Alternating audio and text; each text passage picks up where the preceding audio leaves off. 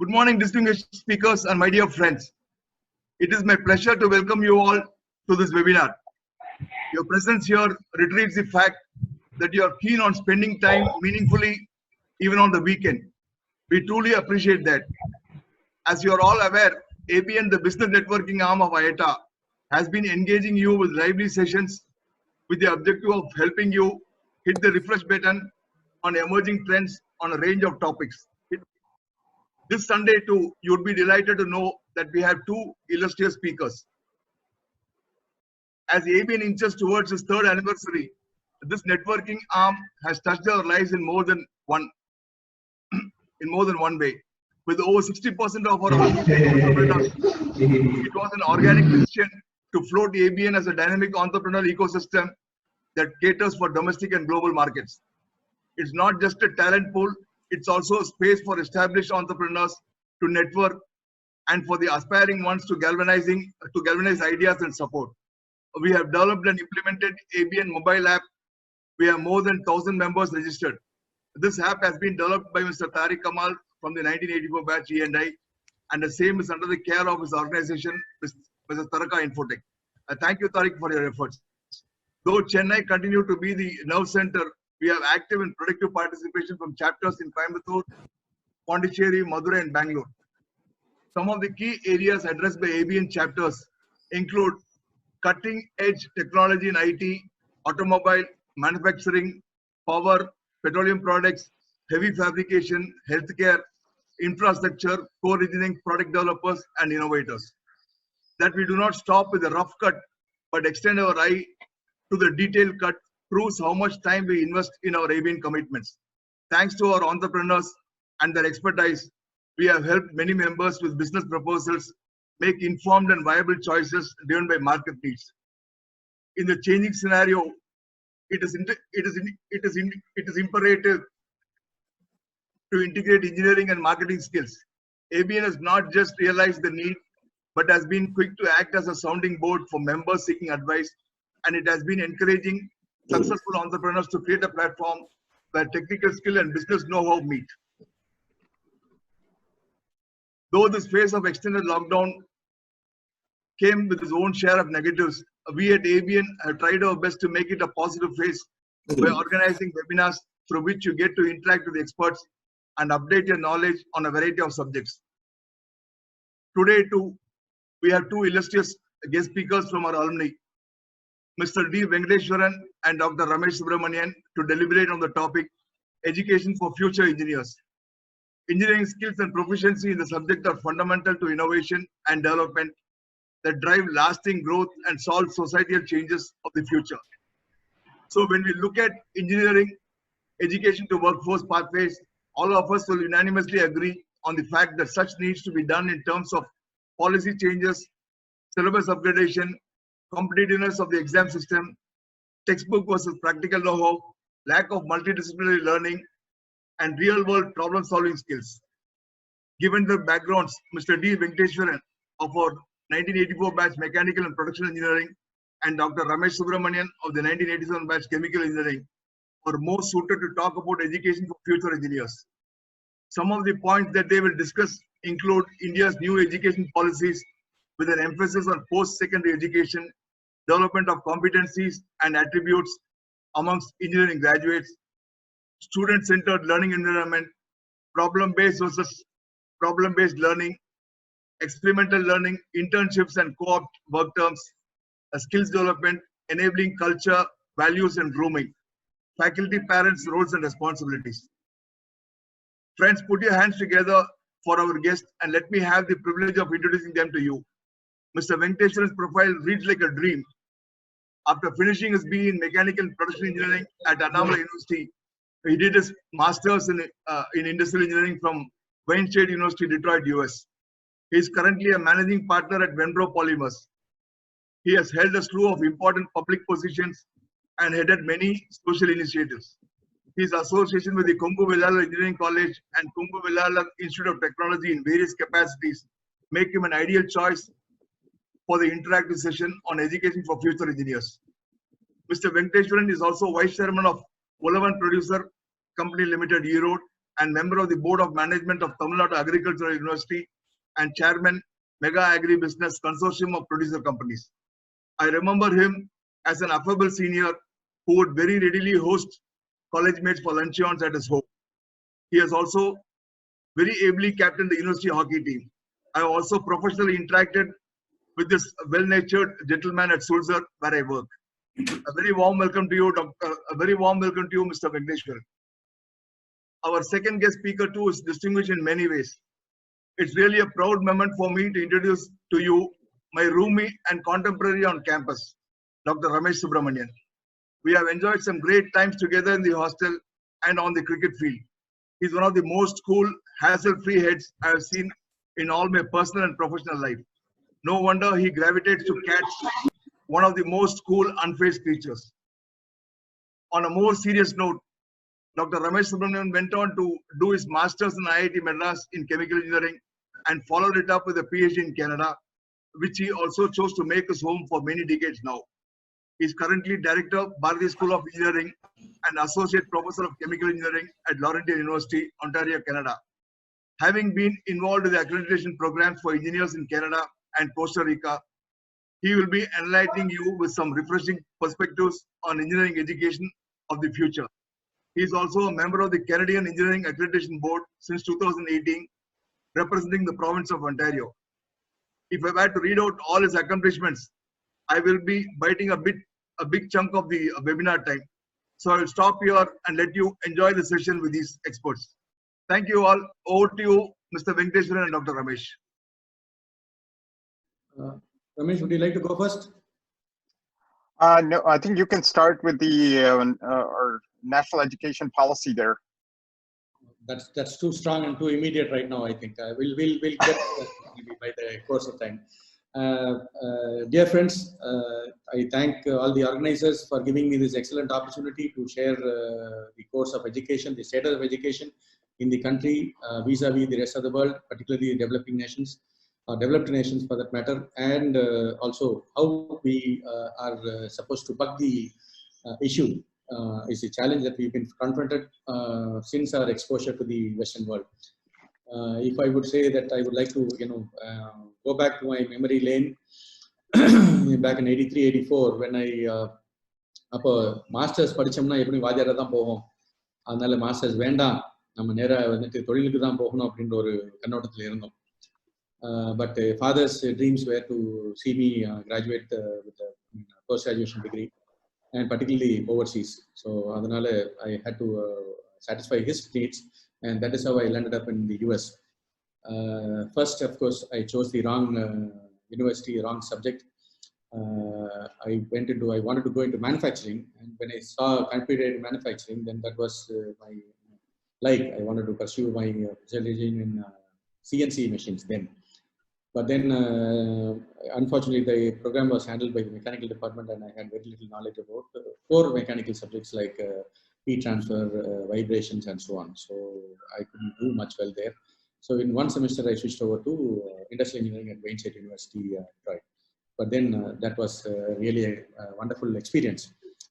அதுக்கு அப்புறம் தான் வந்துட்டு எப்படி, அதாவது எவ்வளவு நாள் வந்துட்டு இந்த 5 வருஷம், I belong to the last 5-year batch of 1984 mechanical and production engineering.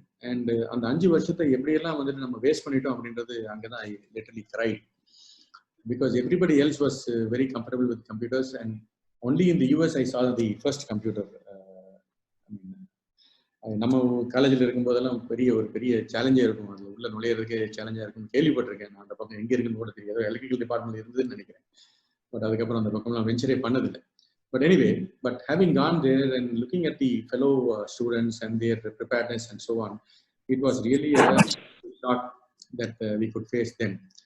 Then, okay, I could complete my master's in electrical engineering. I was teaching assistant there, teaching probability and statistics, which of course I was exposed to in our undergraduate program too. But then I hardly remembered anything of that one. But then I went through the program again as an undergraduate student. In the undergraduate program, and then started on my post-graduation program. But then the 2 semesters of teaching gave me a wonderful polish, which I will visit the issue as to how it benefited me. But then return, that is back in 87, due to my father's premature demise, I had to come back and help my uncle with the family businesses. So since then, I am there with the family. Now, looking at the since the return, I had the opportunity to participate in the conduct of Kongu Engineering College, Kongu Polytechnic, and subsequently we established Kongu Arts and Science program as well as Kongu National Matriculation School and so on. It was a wonderful experience. Time of affairs in the time period between 2001 to 2004 was definitely an excellent time for me to head all the 4 institutions in the manner possible. In the course of time, we had experiences in Dubai in the country, students to develop as well as entrepreneurs to come there and give them and take all the support system that is offered by the government of India. And about 5-6 years ago, we were awarded the best TBA in the country by the then President Sri Pranab Mukherjee. Okay, that was all experience about how we could intervene into the education part of it. But thanks to the my father as well as the other people who supported me in my education at the US, it was definitely an eye opener, a game changer for that matter. I would say the way that I looked at life, I looked at education, I looked at practice, and so on. So that is when we realized that how we have not, or how we have been missing even till date as to not relating practice to studies. Because I believe post my retirement that it has to go hand in hand. Yes, we do have workshops, but then our workshops are very limited. Exposure is very limited. You are never put to any challenges at all. You do not take any real-time challenges that people are facing and trying to find a solution to it. So that is the huge gap that I've been seeing. So with these few words, yes, definitely our education system, right from it is just not enough to do or to bring in the change only in the higher education pattern. But my experiences with the Montessori education, where my sister happens to be one of the experts here in the country, and my son went through the Montessori program till his 7th standard, and the way he is being able to comprehend his higher education post 7th standard was excellent. So that way, my conviction is that the change has to happen right from the kindergarten or even preschool sort of initiative, where we teach the Montessori system teaches the child to be independent and learn their skills on a day-to-day level. Homework means not into rote education, but into helping their parents, both mother and father, as well as their siblings, and so on. So, with these few words, I'll just set the thought process in motion, and I'll invite Ramesh to share the balance part of it, and then gradually we'll pitch in onto the balance of the issues that is confronting us, or that is, or rather, getting to be an opportunity for us to participate and support the new policy that is coming up. Even yesterday, I had the opportunity to participate in a discussion with the Honorable Minister Mr. Pandiyarajan, who again has a significant experience in the human resources development side, as Surappa, Vice Chancellor of Anna University, and Dr. Vaidya of Shastra University. So that was a wonderful sharing about their views also. So, and with these, I invite, I move away, I stand aside for Ramesh to take on from here, and then I'll pitch in wherever necessary. Thank you. Thanks, Kumar. I'll just mention that you were talking about computers. When I went to IIT, and then when I came to Canada, this was late 80s, right? If you had X amount of megabytes of RAM on your desktop computer, you were the king or queen of the world at that time. Okay? Now we're talking in terms of gigs and terabytes. So the world has changed completely. It's just really changed. So I'm just going to say hi to everybody. Good morning. I'm seeing a lot of you guys after a long time, decades. Some of you guys I meet quite regularly when I come to India, but it's absolutely great to see you guys here. So in preparation for this, so just a little background. So I moved to Canada in 1989, started my PhD. And even as a PhD student, you don't really understand, not exposed a lot to the undergraduate program, right? I mean, really for me, the change occurred when I became a faculty member in January 2002. And even there, Canada went through a massive change, the engineering programs. And I will talk about it from a input-based curriculum. Mostly all we talked about was what was being taught in the class. That's it, the content. Nothing to do with competencies, which is what the industry was looking for in terms of the attributes or competencies of graduates coming out of the program. So this is why it's not uncommon. If you look at the survey, 82% of the graduates coming out of Indian universities, especially in the field of engineering and technology, these companies are saying they're unhireable.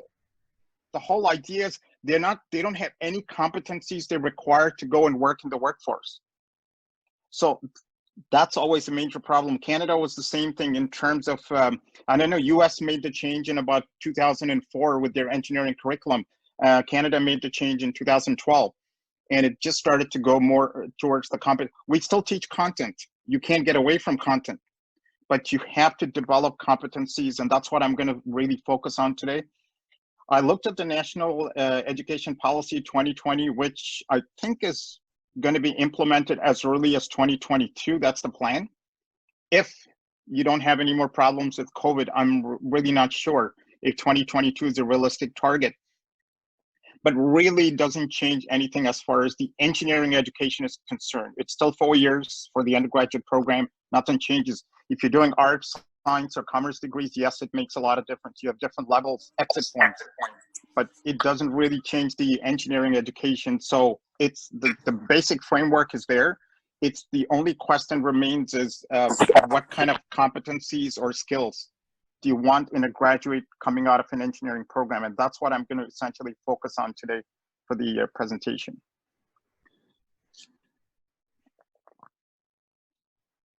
So Kumar, do you want me to start the slides or? Please go ahead. Yeah. So let me just get into, where did I put that? iCloud. Yeah. Okay, can you see? Yeah. Yeah, okay. So this is a aerial shot of my campus, not the whole campus, but just where the engineering school is. So you look at the tall building there, that's our administration building, of course. But besides, to the left of it, you see a couple of buildings. That's where the engineering is. So we are a university of about 10,000 students. And the School of Engineering, which is called the Bharti School of Engineering. So it was an Indian-Canadian guy who's a big mining big shot here. He's the one who donated, actually, his family donated $10 million endowed to the School of Engineering. So obviously his last name was Bharti. So we're the Bharti School of Engineering. So that's where we are. This is a city of 160,000 people. And we have around 330 lakes in the city. So there's a lot of lakes in the city. And you can see at the back, that's the Ramsey Lake. It's in there. This lake is about 12 kilometers long and 2.5 kilometers wide. So it's a long lake. And again, the temperature here is ridiculous. In the summer, it can go as high as plus 40, but in the winter, it goes to minus 40, okay? So plus 40 Celsius, minus 40, anybody, especially mechanical engineers, chemical engineers, you should know minus 40 is the same whether it's Fahrenheit or Celsius. So I mess with my students sometimes when I give a problem in thermodynamics, chemical thermodynamics, I'll just say minus 40 temperature. They'll come and ask me, well, what units? I'm like, take a guess. Does it matter if it's Celsius or Fahrenheit? I just want to see if they're paying attention. Okay, so it goes up to minus 40 in the winter, and this lake absolutely freezes. And you can drive a truck right across. You have like 2 meters of ice, solid ice. You can just drive right across in the winter. But in the summer, it can go up to plus 40. It can be brutal. So it's this huge, massive change in temperature. And Kumar, you've been in Detroit area, right? When in Michigan, it's the same thing there. Yep. Yeah. Oh, okay, so it's moving this way. So I'm just going to talk about, so I don't know how many of you guys know what the Washington Accord is. Washington Accord, this was in 1989, a group of especially developed nations. I think there were 7 or 8 nations that formed this Washington Accord, essentially it's an international agreement for mobility of engineers graduating from each one of these countries. Now the Washington Accord is up to 22 countries, including India. But basically they agreed in terms of what competencies they are expecting in outcomes. Again, the critical is outcomes-based accreditation. All this time before that, it was just input. Everything was input. You have to teach as a mechanical engineer, you have to teach fluid mechanics, thermofluids, all this was input, input, input. Nobody cared. What happened after? You got through the program, that's fine. You know, didn't really care if they prepared you for the industry. So if you look in here, especially, these are the 12 attributes, okay? This is what we need to develop for engineering graduates coming out of Indian universities now. If you look at A1 to A5, these were done in the traditional program. We had knowledge base for engineering, which is essentially science courses that you do in the first year, math courses, all that stuff, problem analysis, investigation, and I'll go through the definition shortly. But everything starting from A6 on to A12, this is what we used to normally call the soft skills. I can tell you right now, all my students who graduate from engineering programs, when they go for interviews, nobody gives a damn what you learned, what Bernoulli's equation is. Yes, if you're going to work for a consulting company, they want to make sure that you've got high grades, your solid foundation in your engineering education. But those are a really small percentage of companies come in for a campus interview. Most of the companies look for A6 to A12, and these are what they call soft skills. They look for those skills in the interview. They're going to ask you questions about communication, professionalism, teamwork. And I've had quite a few students who have fabulous grade point average or percentage at the end of their education, can't get a job for 2 years. And the problem is they have absolutely no soft skills. They don't want to go and do masters and PhD, but they want to work in industry, but they don't have A6 to A12. They have solid foundation. The fundamentals in engineering are absolutely fabulous, but they do not have the soft skills. So the question is, how do you develop this? You have to have your curriculum. How do you develop this? Okay. So I'm just going to go quickly through what knowledge base for engineering is essentially demonstrated competence. I don't want to go too much into detail because I realize a lot of you are not in the engineering education field. You're more in the industry. So this is what knowledge base for engineering. You've got investigation, you've got design, and I'll get to the design part, which is kind of key because from your traditional, closed design problems, and you can see the word there, open-ended engineering problems. This is the most important thing now. Everything has to be open-ended. There is no standard one solution fits all. There may be multiple solutions. You've got to examine the pros and cons of each design option. Okay, use of engineering tools, but where it starts critically is A6, which is individual and teamwork. Okay, communication skills. This is always a problem, even with the students here. I find their communication skills are not exactly the best. Unfortunately, the whole culture of, I would say, texting and social media, they think that they've got to convey everything in 140 characters or less. I say absolutely not. So when it comes to communication skills, yes, you have to communicate in the shortest number of words or sentences, but not to the point where it's essentially communicating like a texting between. Okay, so they have to develop communication skills. And the other problem that engineers are really, really, really bad at is communicating what they are doing to the general public. Okay, this is bad. We tend to talk in languages that only other engineers can understand to common people. That's not how you're going to win them over. That's a huge problem. Okay, so we have a program, a master's program in science communication here. There are some engineers who actually graduate and then go into that program because they want to actually get a master's degree in science communication, technical communication. Okay. A8 is professionalism. You can see the impact of engineering on society and environment. This is critical now. You see stuff like sustainable design, environmental stewardship. This is almost permeated through the entire curriculum, and I'll show you. The other one is ethics and equity. Okay. Economics and project management is huge. It's a mandatory course right now, project management for all undergraduate students in engineering. So my university's got essentially three engineering programs. It's mechanical, chemical, and mining engineering. I forgot to tell you the city that I live accounts for almost 20 or 25% of the nickel production in the world, okay? We have around 14 mines within a 50-kilometer radius. 12 of them are underground, deep underground mines going as far as, 7,000, 8,000, even 10,000 feet. So project management. So all the 3 programs are project management. You need these skills, okay? Risk assessment. You need to teach students what risk assessment is.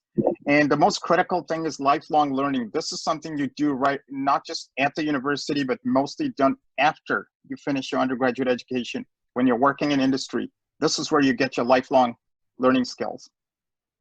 Okay, so I'm just going to, so the question becomes, okay, you try to get these 12 attributes in all your courses, but how do you measure? I mean, the one principle is if you don't measure anything, you're not going to be able to solve it.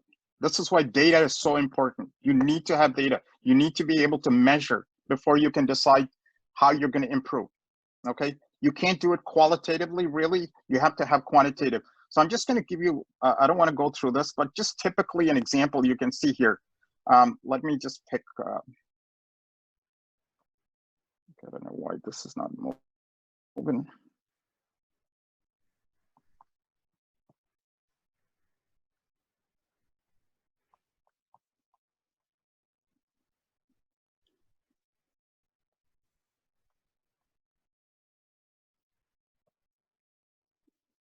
Just going to go this way.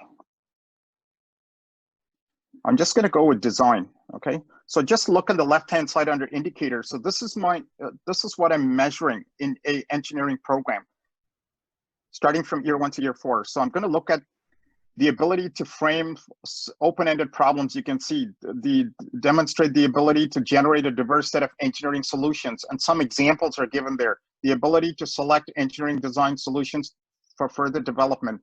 So there's a whole bunch. You can see there's 4 of these attributes that I need to, indicators that I need to measure.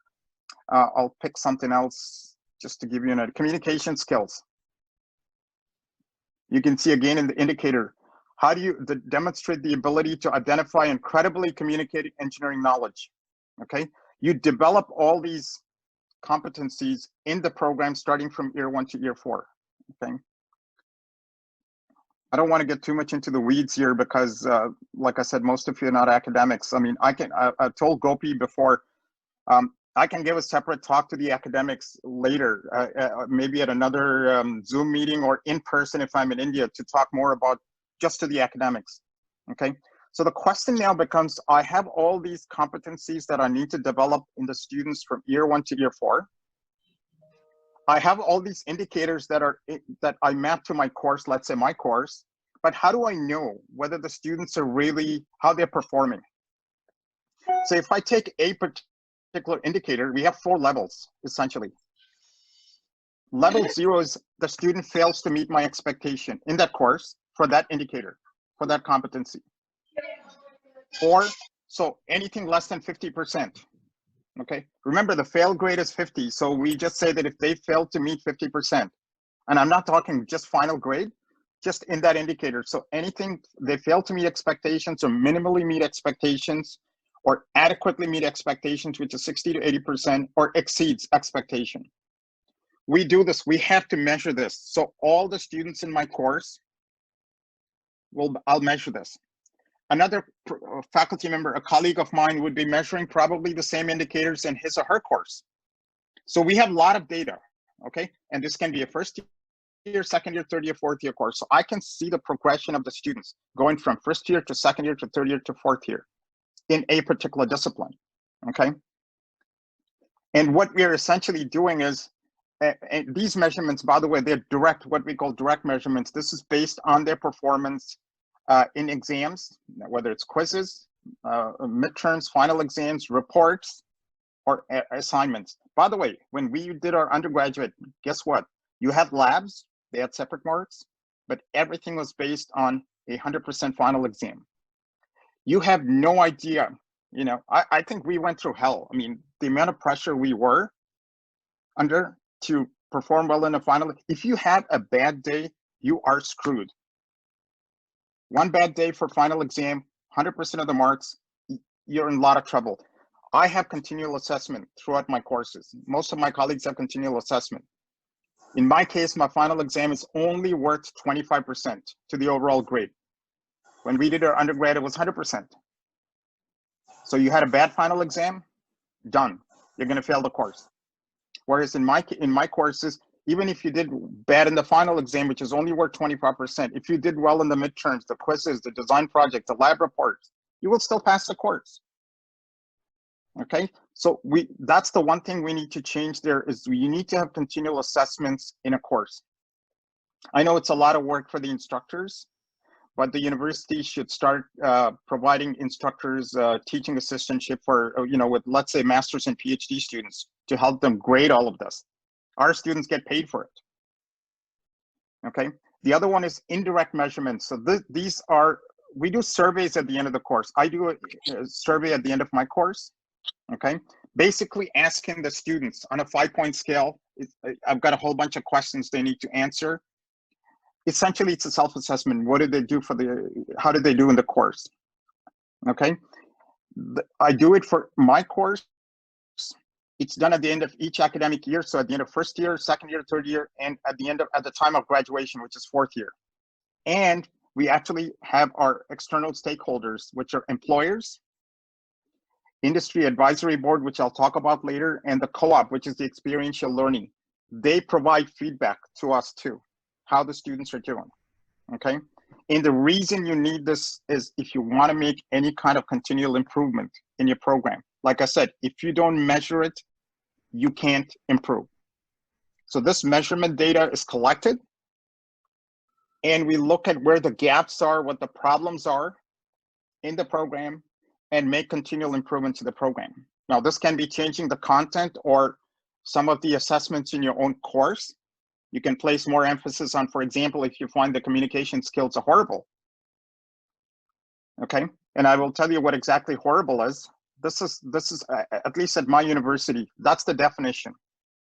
The performance benchmark for a third or fourth year course. I want 70% of my class to actually either adequately meet or exceed expectation for every indicator in my courses. Okay, so if I had 100 students in my class, I want 70 students at least. That's what our benchmark is. If I don't meet this benchmark, I've got to really look at what the problem is. This is where the continual improvement comes in, where the problem is. So all my colleagues will have the same issue in their courses. If the 70% benchmark is not met, we have a problem. I'm not saying just because it's met, we don't have a problem. You can still have a problem. But I know that if you don't, are 70%. And for first year, so we don't want to set the bar really high. You can see first year, we want the performance benchmark to be 50%. When they get to second year, they should start performing better at 60%. But when it comes to third and final year, it has to be 70%. And here's the best part. I tell this to my students all the time, that none of what I've said so far has any bearing on the final grade for the course. Final grade for the course is what the registrar wants. It's what the university wants. They tell us, you just let me know what the student's grade was, final grade in the course. That's all we submit. But this is data that we collect as instructors for the program to improve, to make sure that the students are actually meeting the competencies, because the grades are purely based on content, okay? You do this in the exams and the midterms and all that stuff, but the competencies that students develop, it's not shown on their transcript. You're not going to see it, okay?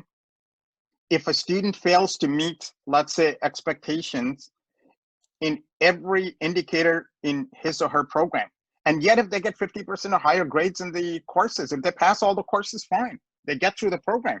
They just don't have the competencies, that's all. It's not to say the engineering degree is entirely useless. No, you have a degree. The question is, do you have the competencies or the skills? And that answer is no, okay? So that's the one thing that really needs to change in the Indian system. Like I told Gopi last time in December 2017, when I was at the alumni meeting there, that I'm willing to help. If the faculty at AU wants to start to look at this, I've got plenty of expertise on this. I can actually go to the institution, make a presentation to the faculty much more in detail, including all kinds of rubrics for measurement, okay? I don't want to do it here because, like I said, it's more interesting for the academics, not for the non-academics. Okay. So that's the one thing that really needs to be implemented in the program is you start to implement this and you will see, and it's not going to happen overnight. Believe me, changes happen over time. But when you start these changes, it'll take maybe 4, 5, 6 years before you start to actually really, really fine tune the system. You've got to go through a couple of iterations of continual improvement, and you're constantly improving. Believe me, you're not going to hit the, the magic solution there. Industry has requirements that keep changing. So you're going to start, implementing these changes in your curriculum. Okay. I am going to talk a little bit about experiential learning, and this is something that India needs to take this really seriously. The one complaint I hear from industry all the time is, yes, the graduates, 82% of them are not employable. Fine. What are you doing to help these graduates be employable? And the simple solution, at least in most of the Western world, I know in US and Canada, the internship of co-op programs is really important. So what happens is this is work that they do in industry during their academic degree. Now, they're not taking courses while they're doing the academic or the industry work, okay? The difference between industry internship and co-op is internships are longer. Typically, internships are 12 or 16 months. So you would essentially take 1 year off from your education, preferably at the end of third year, because you would have taken some of the engineering courses in your discipline by the end of 3 years. So you can actually see some application in the industry. So it takes about a year, maybe 16 months. Co-op are actually work terms that you can sandwich between 2 academic years. So between first and second year, second and third year, or even between 2 academic terms or semesters. Okay. This is probably not going to happen. I just wrote at the bottom, in Canada, the typical salaries for students, these are all paid positions. Okay. I remember I did a 1 month unpaid internship at Kotari Chemicals. Okay. It was beyond useless. I'll be honest. I learned nothing. Nobody cared. You went there. Nobody cared. Whether you were dead or alive, nobody cared. Unpaid. Right. But here, the industry actually pays the students, and it's $3,500 to $4,500 per month. Okay. Translated into Indian rupees, that's 2 lakh to 2,50,000 per month. I know that's not going to happen there, but at least some amount, a few thousand per month. Yep. So industry's actually got some teeth in the game. So when they do this, they're training the students. The students not only are developing these competencies in their education, but they learn a hell of a lot more while they're in industry. Okay. In class, it's just more academic, boring stuff. In industry, it's different. I always used to have students come and ask me, why do I need differential equations? Why do I need advanced differential equations? It's never going to be useful when I work in industry. You have no idea that, how do you know? Can you see your future every day for the next 50 years? No. But then when they actually do co-op positions, co-op terms, okay? They come back and tell me, oh, now I see what's the purpose of these equations. Or people, absolutely, if they haven't done any co-op term, but they get the degree and go and work in the workforce, they come back as part of the lifelong learning. They come back and tell us, okay, you know what? I understand why we do this in the curriculum. Or sometimes they'll say, well, maybe you need to get rid of this because industry doesn't really care about this anymore. So that feedback mechanism is there, okay? So this is where I said for industry to buy in and be an integral part of this co-op or the internship engineering degree program. I'm not sure how this is going to work in India. I can see potential problems with this. In Canada, in US, I know that all these companies, they either get provincial or state and or federal or central tax breaks, okay? Let me just tell you, when a student graduates with an engineering degree and works in industry, we call them engineering and training, EITs. When they're EITs in companies, the companies have to pay their salary and train them. They don't get any tax breaks. These are your employees. Whereas the same person before, if they were a student going through the same training process, they're still not engineering and training, they're student trainees at that point, but they get all kinds of tax breaks. And once you start, industry understands money, okay? They're not going to sink money into something they get no return.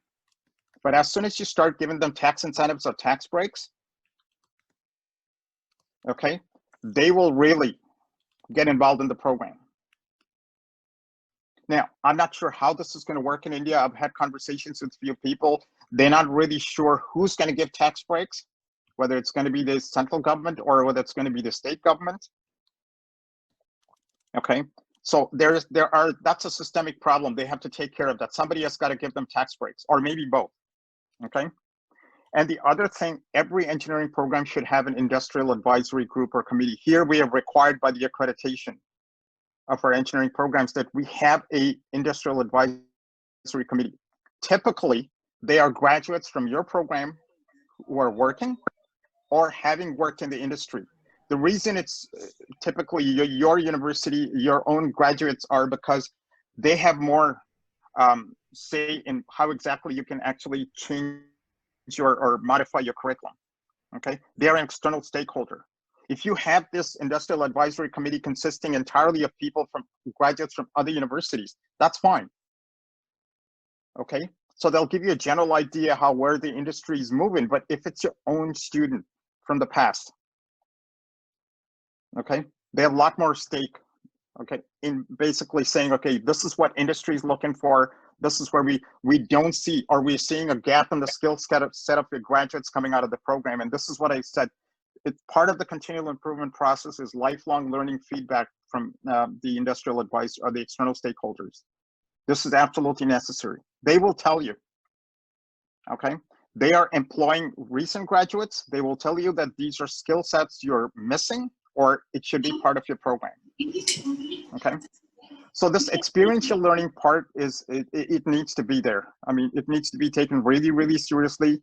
Industry can stop complaining. Of course, you know, like I said, if there's no tax incentive or break from the government, they're just going to back out of it, and they'll still keep complaining about the quality of the graduates coming out of the program. Okay.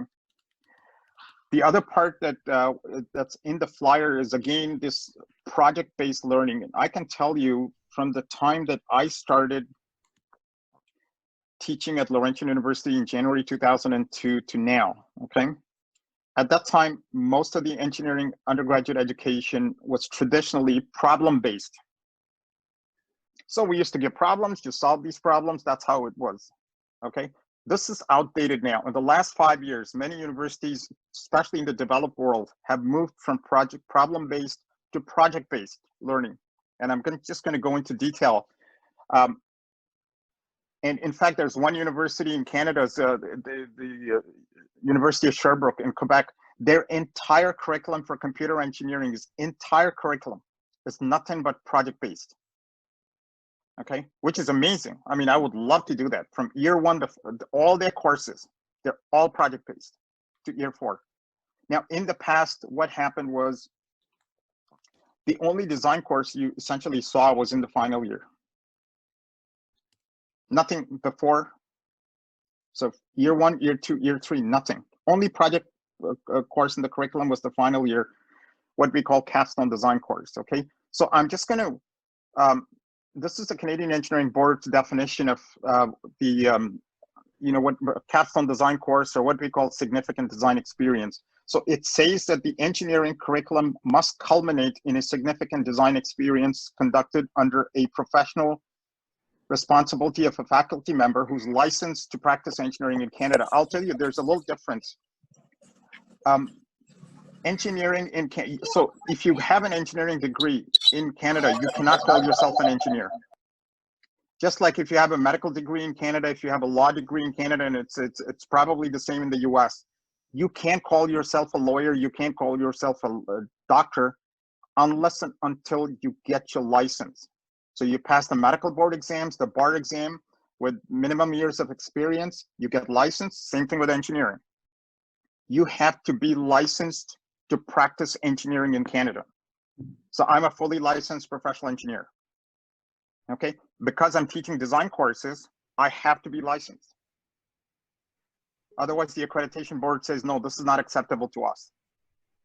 So anybody who teaches design, and if it's even part of your course, if it's got minimum 25% design content in the course, you have to be licensed. Okay. And you look here, it says the significant design experience is based on the knowledge and skills acquired in earlier work, or in this case, earlier courses. And it gives students an involvement in teamwork and project management. And just to give you what exactly is engineering design, because that definition varies. Design integrates math, natural sciences. A lot of this we learn in our first year and second year. You've got your calculus, differential equations, numerical methods. You know, you look at the chemistry, physics, and then you start getting into engineering sciences. Okay, strength of materials, fluid mechanics, all that stuff. Complementary studies. We didn't have really any of the stuff in our education. For our students, they have to take what we call complementary studies. These are non-engineering, non-science courses, because you can't just think in with a tunnel vision here, just as an engineer. You've got to broaden your way of thinking. So they ask them to take arts courses, commerce courses, economics courses. You have to take a certain amount of courses. Okay. The design itself has got to be creative, but more importantly, iterative. That's why it's open-ended. Like I said, there's no one solution. You've got to understand what the constraints are.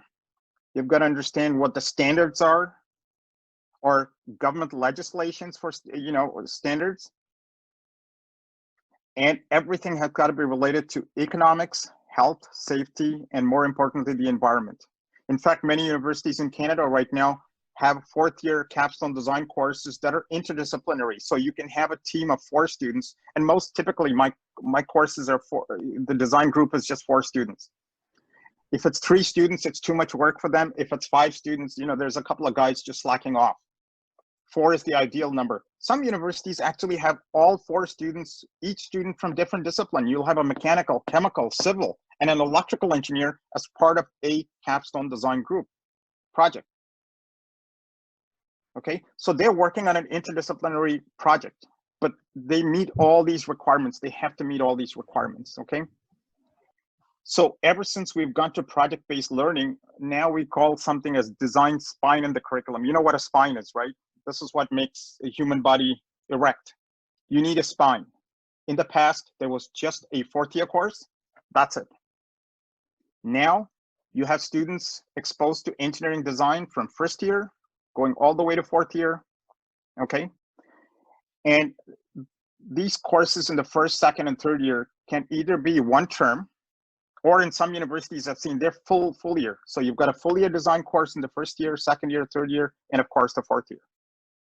And all these are group. Again, the emphasis is on group teamwork, okay? So again, the concept of open-ended design can be introduced in the first 2 years. So we call them introductory level. Then in the 3rd year, you start to develop. And the 4th year, which is your capstone, final capstone, that's where you have open-ended, like really open-ended design problems, okay? But it's again, development, IDA, we call it introduced, developed, and applied. And it starts, typically the introduction part of it is always in the first 3 semesters. The development part is typically semester 4, 5, and 6. And the applied part is 7 and 8, which is the last year. Okay. So, and these are just some typical design competencies that no matter what your discipline, engineering discipline is, you need this. You need teamwork, you need information gathering, problem definition, ideas generation.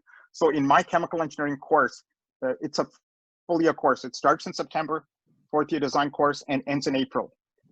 Till about November, the first 3 months, they're essentially doing all the stuff. They haven't actually started working on the problem. They're doing ideas generation. They have to do iterations. Okay, these teams. You can see implementation, time management, communication skills. It's only in December that they actually start working on the project. But till then, they have to start doing all these things, okay? Because I'm a chemical engineer, and I know some of you are chemical engineers, this is what I'm looking for in chemical engineering design competencies, okay? You're looking at unit operations, project planning, product development, all the stuff, but the bottom you can look in there, multidisciplinary and sustainable approach. This is different. When I started teaching in 2002, no one really cared about sustainability. Nobody talked about sustainability. But in the last 5 to 10 years, that's the big thing. sustainability is big. Okay, so every capstone design project, so when I go for an accreditation visit, when I look at capstone design projects, be it in any discipline, I have to look for where's the sustainability part in the capstone design project. Okay, apart from the curriculum, where is the sustainability part in your design project? Okay, and these are typical learning outcomes for any capstone design course, again, irrespective of discipline. You'll see the terms like open-ended problems, multi-realistic constraints, evaluating design alternatives. This is what happens when you have open-ended problems. There's lots of ways of doing it. There's no right way. Each one has got pros and cons, but you've got to list them, you've got to understand. And I tell my students, let's say you had 10 different ways of doing your design project. At the end, you've got to choose one. But I want you to list why you chose that over the remaining, let's say 9, okay? You have to, and you've got to explain the pros and cons. And just saying that, oh, well, this seemed like the easiest one is not an acceptable answer at all, okay? So, yeah, so again, you can see issues of project management, teamwork, project scheduling, group work is important. And again, if you look at number 8, that's again getting down to communication skills. Okay, and because you're going to go into a self-regulated engineering profession, you also have to look at ethical and legal issues. Okay, we have every engineering program in Canada actually has a course. They introduce the profession of engineering in the first year, but in your 4th year, we have a course, a mandatory course in engineering law and ethics. Because before you can get licensed, everybody has to write that exam. It's a 3-hour exam. Everybody has to write to pass to get your license. Professional law and ethics.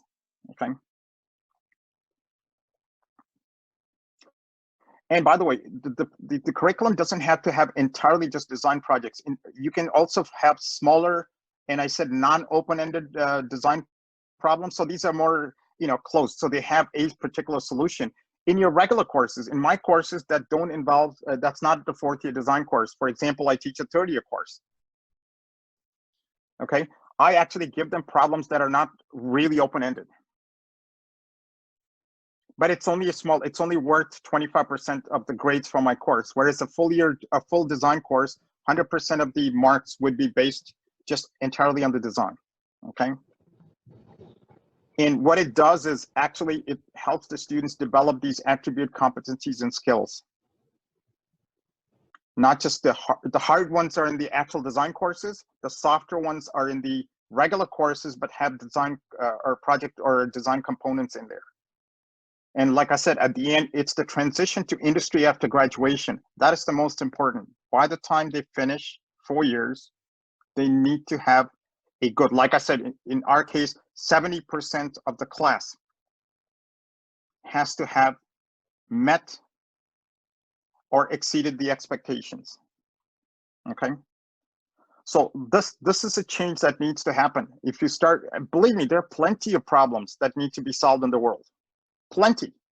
In fact, I go to high schools so starting from October and November, I go to about 25, 30 high schools in about 100 mile, 160 kilometer radius here, essentially talking to kids.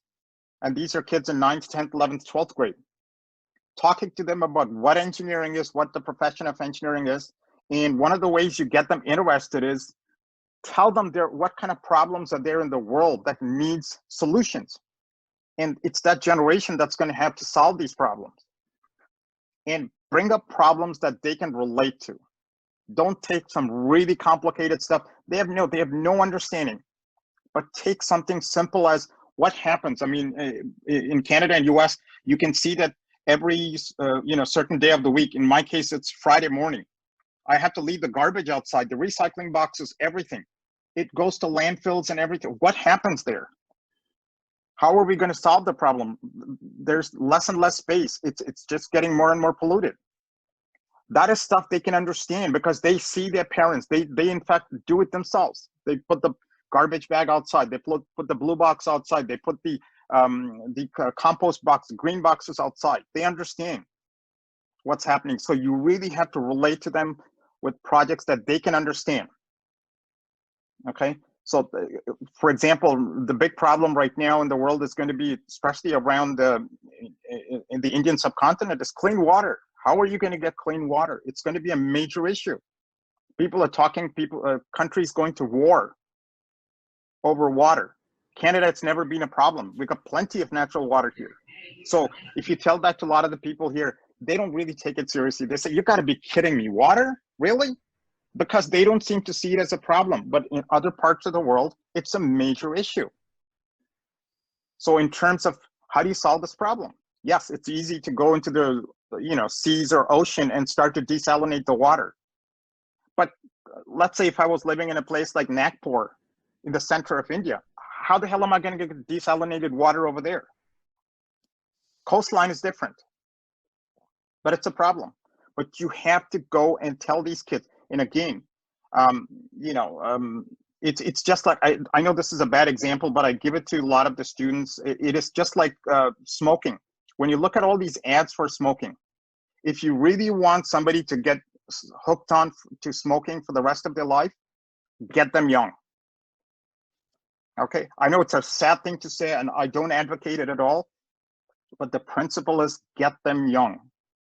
Get them smoking young, you've got a smoker for life. Same thing here. If you want the kids to get into engineering, get them young. Go as low as 6th grade, 7th grade. Don't wait till they're in the 11th or 12th grade. Sometimes that's too late. They made up their mind. Get them young. Get them young. Get them started young. That's where you get them. And even in schools right now, I know here the schools, the excuse me, the whole concept of, on the one hand, it's nice that education up to 12th grade here, essentially, they have a no child left behind policy. Essentially, nobody fails because whatever they do is part of the creative process. I understand that part, but when they get into university, it's a rude awakening for a lot of the students that when they've never failed a course in their entire life till they get into university, and they have a rude awakening.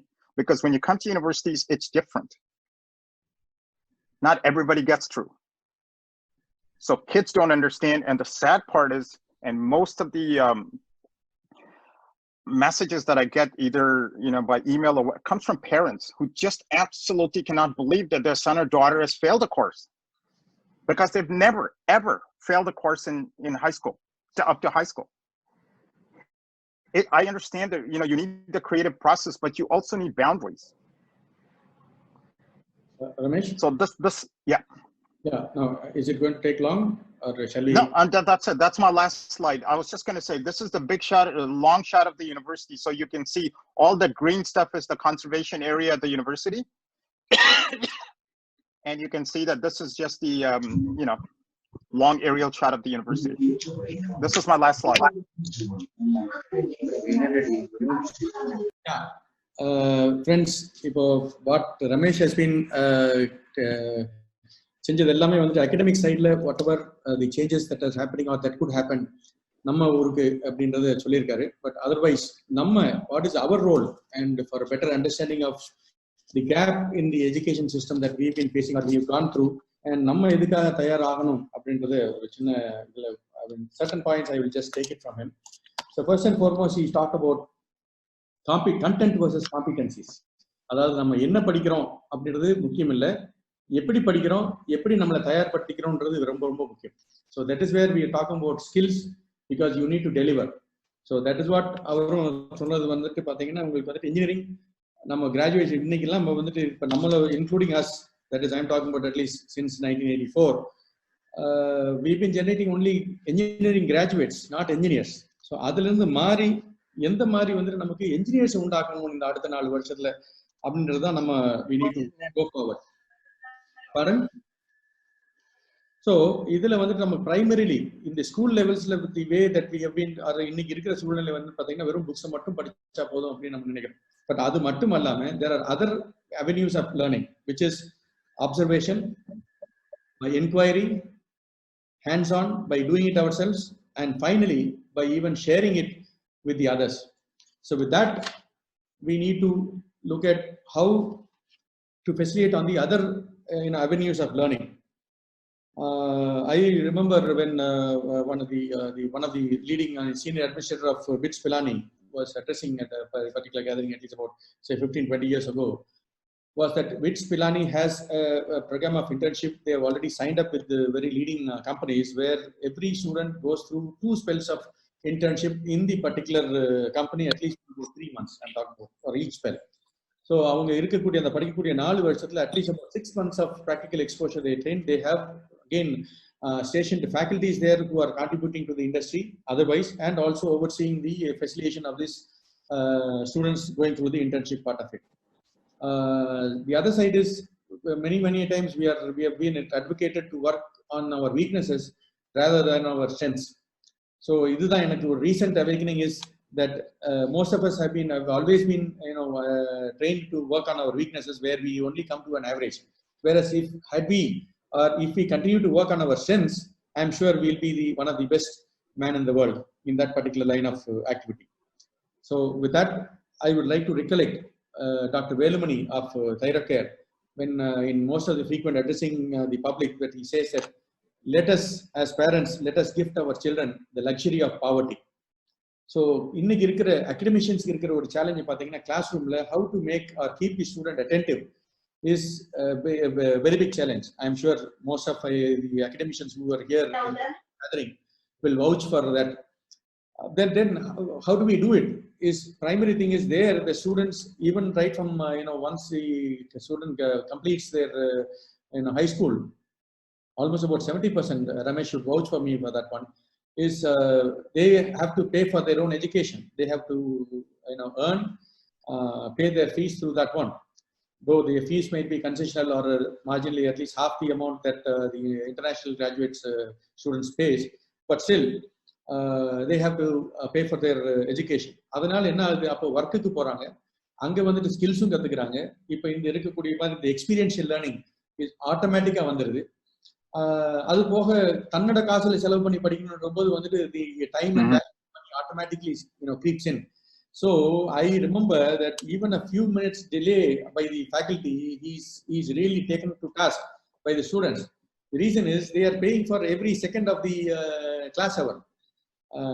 So that way I think we could do the same thing. Nammaloda parents, I'm sure at least parents who must have been born in the 1940s and 50s would have had to compulsorily work, take care of the family activities before they get to go to school.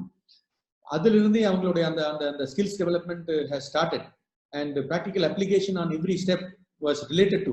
But நம்ம இதுல வந்துட்டு இன்னும் வந்துட்டு rod learning மட்டும்தான் இருக்கு, we fail to apply. But looking at the difference between a science college or a physics and engineering is application. But unfortunately, our institutions and our education system rarely gives opportunity for applying whatever we have learned. That is the unfortunate scenario. Okay, now how do we go about changing it? அப்படின்னு பார்க்கும்போது I looked at 3 sets of individuals, 3 groups. One is entrepreneurs. Many of us are entrepreneurs here. So நம்ம வந்துட்டு we need to open in our own lines of businesses or production areas or manufacturing or trading, whatever, or even service industry. We need to open up opportunities for students to take a part-time employment. Yes, we do have our labor regulations in force, but we need to work on or even try to prevail or advocate the today's governments as to how they can bring about a change in such labor challenges also. On another front, on the opportunities for the students, because every industry has to be continually improving. That is why many of us are following these Kaizen approaches, where it is continuous improvement, where we need, because we also agree that change is permanent. So situations keep changing, technologies keep improving. So obviously the necessities, the risks, the demands from our customers keep changing. So we need to increase sustainability because of the environmental issues that is concerning and that is confronting us, the safety issues on using the products or the services, the comfort level that is demanded by the consumers, the cost that is continually has to keep lowering. Otherwise, you leave room for the competition to take over your market. Reducing risks, reduce strain in production as well as in the consumption part of it. All these things. So இது எல்லாத்துக்குமே நம்மளுக்கு students வந்து நம்ம engage பண்ணலாம் at a very very low cost. And here again, because we need to, அதாவது இந்த free அந்த training அப்படின்றது நான் எப்பவும் அடிக்கடி சொல்லுவேன். Training is a bad word when it comes to industry is concerned. The industry doesn't believe in training because they very well know that, like what Ramesh experienced at Kothari, it is not only with the particular company, it is with across all across the thing, all employers. They know that for sure that they are not going to have this student or the individual back at work here. So they are least bothered about training this individual. நம்ம பேருக்கு வேணா டாக்குமெண்ட்டுக்கு வேணா training வாங்கி வச்சுக்கலாம் இல்லையே, but காரியத்துக்காக. But whereas the moment you start paying, you start demanding work from them. And they also, the moment they start, they know that they are going to get some remuneration at the end of the ordeal. Then they are also very serious about what they are going to do in the industry. So yes, definitely their work, their time in the industry has to be compensated, reasonably compensated. And as parents, நம்மளுடைய பொறுப்புகள் வந்துட்டு to encourage, support and facilitate part-time employment. நம்ம ஒரு கிட்ட இருக்கிற ஒரு myth வந்துட்டு நமக்கு 18 இயர்ஸ்க்கு அப்புறம் தான் வந்துட்டு நமக்கு எம்ப்ளாய்மெண்ட் ஆப்பர்ச்சுனிட்டிஸ் இருக்கு அப்படின்னு சொல்றோம். Child labour. No. To tell you the fact, right from 14 years onwards, our children can work. Provided you all number system என்ன சொல்றதா, you need to take a certificate from a doctor, particularly a government doctor, may or may not give.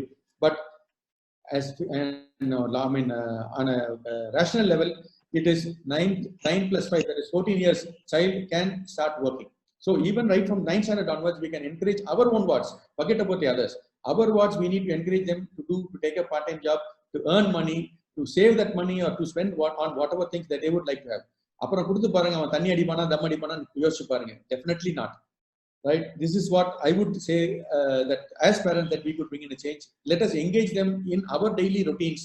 நம்ம வியாபாரத்தை எது செஞ்சாலும் சரி, அல்லது வேற தொழில் எது செஞ்சாலும் சரி, நம்மளுடைய ஆக்டிவிட்டிஸ்ல as males that we can engage them, and as females or housewives, they can engage them in helping them with doing the utensils, cleaning the house, doing the laundry.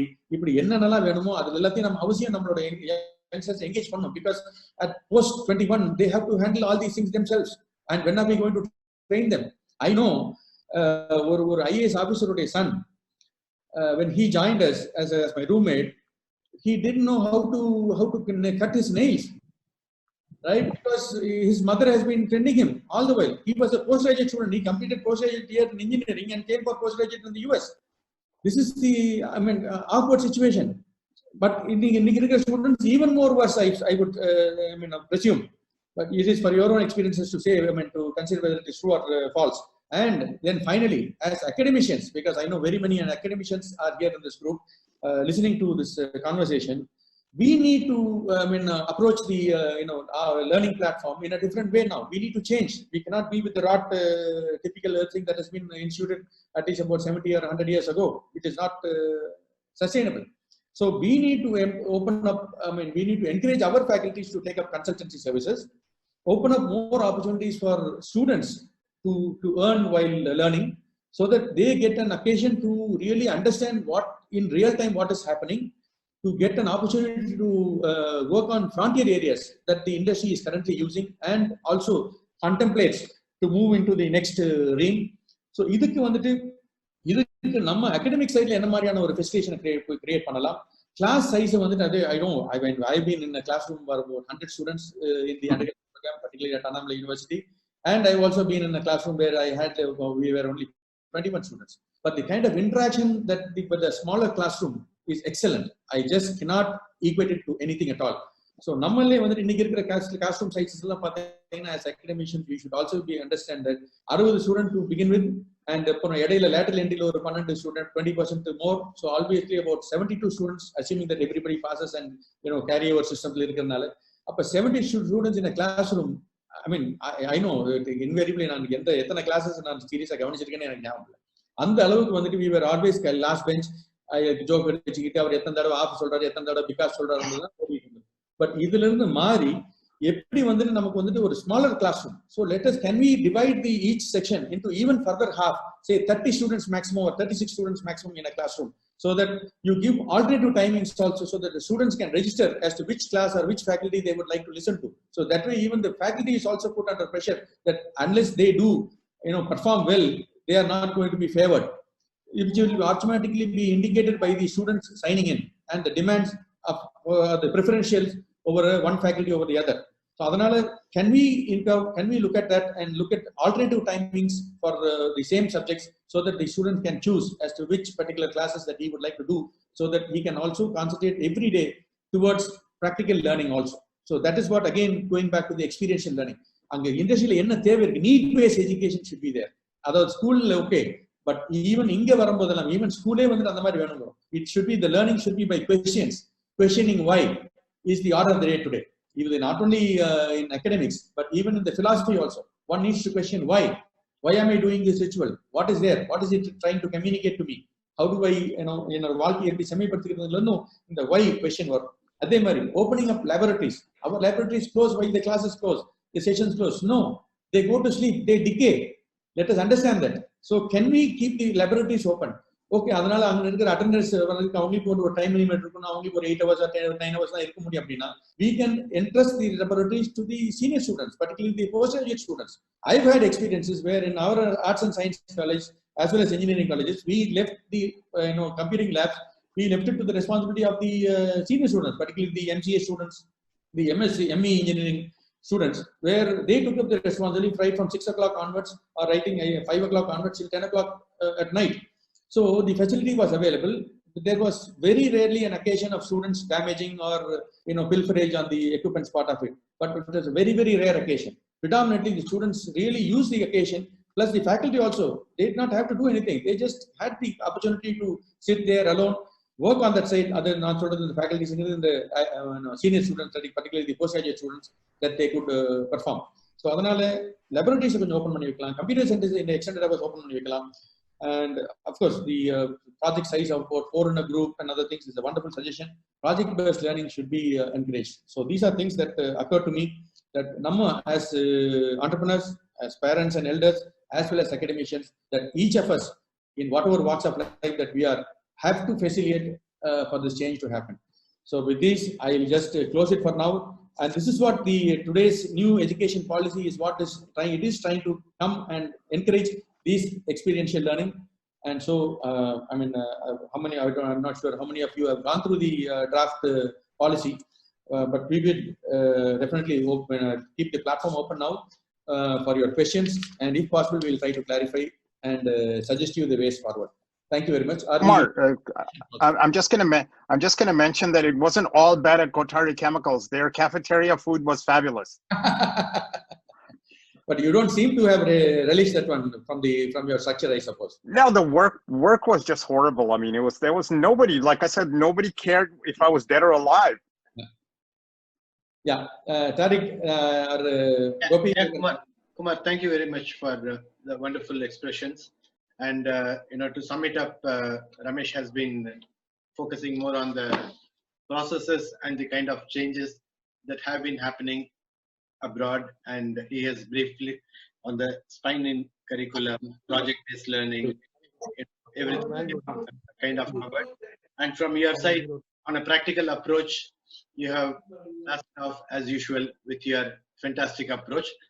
In spite of several good thoughts happening, still at the end of the day, when the engineers come out of our colleges, especially when our children, you know that when they go and start their master's program abroad, the entire engineering course, whatever they have learned, they keep telling that whatever we have learned is nothing, and now we are learning fresh. That is how the system has been all along, and definitely a lot of changes are coming, and hopefully people like you who have been in the industry will bring about those changes. To take some questions right now, Dr. Selvaraj, Professor Selvaraj from Banariamman Institute, he has asked one question: what are the tools to assess students other than the semester exams? And he has also asked, there is a good process in place in Canada. What is the possibility of implementing such processes in India? I can tell you, I mean, the problem right now with the Indian system is only 8% of the universities in India are actually even meeting the threshold for this outcomes-based accreditation to be part of this Washington Accord. And I've told to you and Gopi and to Kumar before, this does not include one single IIT. Okay, this is the sad part to me. That institute, the places like, for example, Vellore, okay, VTI or VIT. VIT's got a much better, you know, in terms of what they have done for their education. So this can be implemented. First thing is you need to be flexible with your curriculum. That's the first thing. I visited a lot of the IITs. The bigger problem with the IITs is they are so rigid in terms, because they basically say, well, you know, we're getting money from the center. We can't do this. We can't do that. We get all our money here. Almost all the universities in Canada are essentially publicly funded, but we have so much freedom in our curriculum. As long as we meet the standards set by the accreditation board, that's all that matters. So this can be done. It's not a problem. And again, it's not just the final exam. Like I said, all the indicators for all the competencies in my courses, I measured them throughout. They're in midterms, they're in quizzes, they're in exams, they're in assignments. So when you spread it around, it's a lot easier to do. If you were to measure all the competencies and indicators in, let's say, just the final exam, good luck setting the final exam that's going to measure everything, okay? You might end up setting an exam the students may find it really, really tough. Why? Just because you want to collect the data. Why? Spread it throughout the curriculum. It's throughout the course, not just the curriculum. Spread it throughout the course. And again, from a student's point of view, you don't want to stress them and put all your eggs in the final exam basket. Right. That's the problem. That's the problem we had. Yeah. Okay. Why were students scooting? In our days, the term we used was scoot, right? Why were students scooting from exams? Because that day they didn't do that exam well. They said, you know what, forget it. I don't want to spoil my semester. They scoot the exams. Whereas if the final exam was only worth, let's say, 30%, 20%, or 40%, as opposed to 100%, and you had continual assessment throughout the course, the students, yes, they learn almost on a daily basis, not like us. We just studied a week before the exams or a couple of days before, pulled an all-nighter. We went to the train station and drank so much tea just so that we kept our eyes open there, okay? Well, why do you need to put yourself through all of that? Whereas if you're doing the work continuously throughout the term, the final exam is not going to be that much of a problem. Okay. And by the way, my final exams, I can tell you, I tell the students, I used to have open book final exams, but that didn't help matters at all because the students never looked at the book till the final exam. Now I tell them, you can bring 2 pages of formula sheets. Write it yourself in the notes, in the books, whatever. You can bring the formula sheets in the exam because I'm not testing your memory. I'm testing your application. And that's the problem. When you force students to memorize, they have no idea. So I just tell them, no, it's the application that is important. You should understand that if I give you a problem, which of the equations you've got to use to solve this problem. Yeah. Okay. Because in industry, when you go work in industry, your boss is not going to throw you in an 8x8 room with no internet, no books, nothing, and say, I need a report in 1 month. No, they'll say, you've got a month, you've got access to every goddamn thing you want in the world. Yeah, thanks, Ramesh. Yeah, and Dr. Selvan, yeah, just to continue on that side, I think for the changes to happen, first thing is, as academicians, fellow academicians, we need to bring in that change in the mindset, followed by the same from the parents also. This is automatically நமக்கு அந்த இருக்கிற இன்னைக்கு Ramesh follow பண்ணிட்டு இருக்கக்கூடிய அவங்க கனடால follow பண்ணிட்டு இருக்கக்கூடிய சிஸ்டத்தை நம்ம ஈஸியா இம்ப்ளிமெண்ட் பண்ணலாம். It's not an issue at all. I told, like, profit from my pain. Okay, we have gone through this exercise. Is you actually don't have to repeat the same mistakes. People have fine-tuned the system, so it's a question of adaptation. Can you adapt it to your institution? That's the only bottom line. Yeah. Like I've told Gopi many times, look, I don't mind. I can share my expertise. Absolutely. If I've come to the faculty and talk to everybody how to start implementing this in their program, I can give a general framework, but profit from my pain. Okay. Yeah. Next question is at no extra charge. At no extra charge. So thank you, Ramesh. The next question is from Sujata. when the performance of or progress is assessed periodically, do you propose developmental plans also? Yes. Yeah, we need feedback because so what happens is we collect the data. So we don't want to make a change just based on 1 year data. So typically we wait for 3 years, we collect the data because we want to see a pattern, a problem. You may have like an outlier in 1 year, and if you start making changes and then you find that those changes were not warranted, you've really messed up the system further. So we wait for about 3 years. We collect the data for 3 years. So typically our accreditation cycles are 6 years max. So let's say you get 6 years accreditation. So at the end of year 3, you have collected all this competency indicator data, right? And from surveys, direct, indirect measurements, then you sit down and see, okay, are we seeing a pattern here? Are there deficiencies? Then you go back and see where these changes can be made in courses.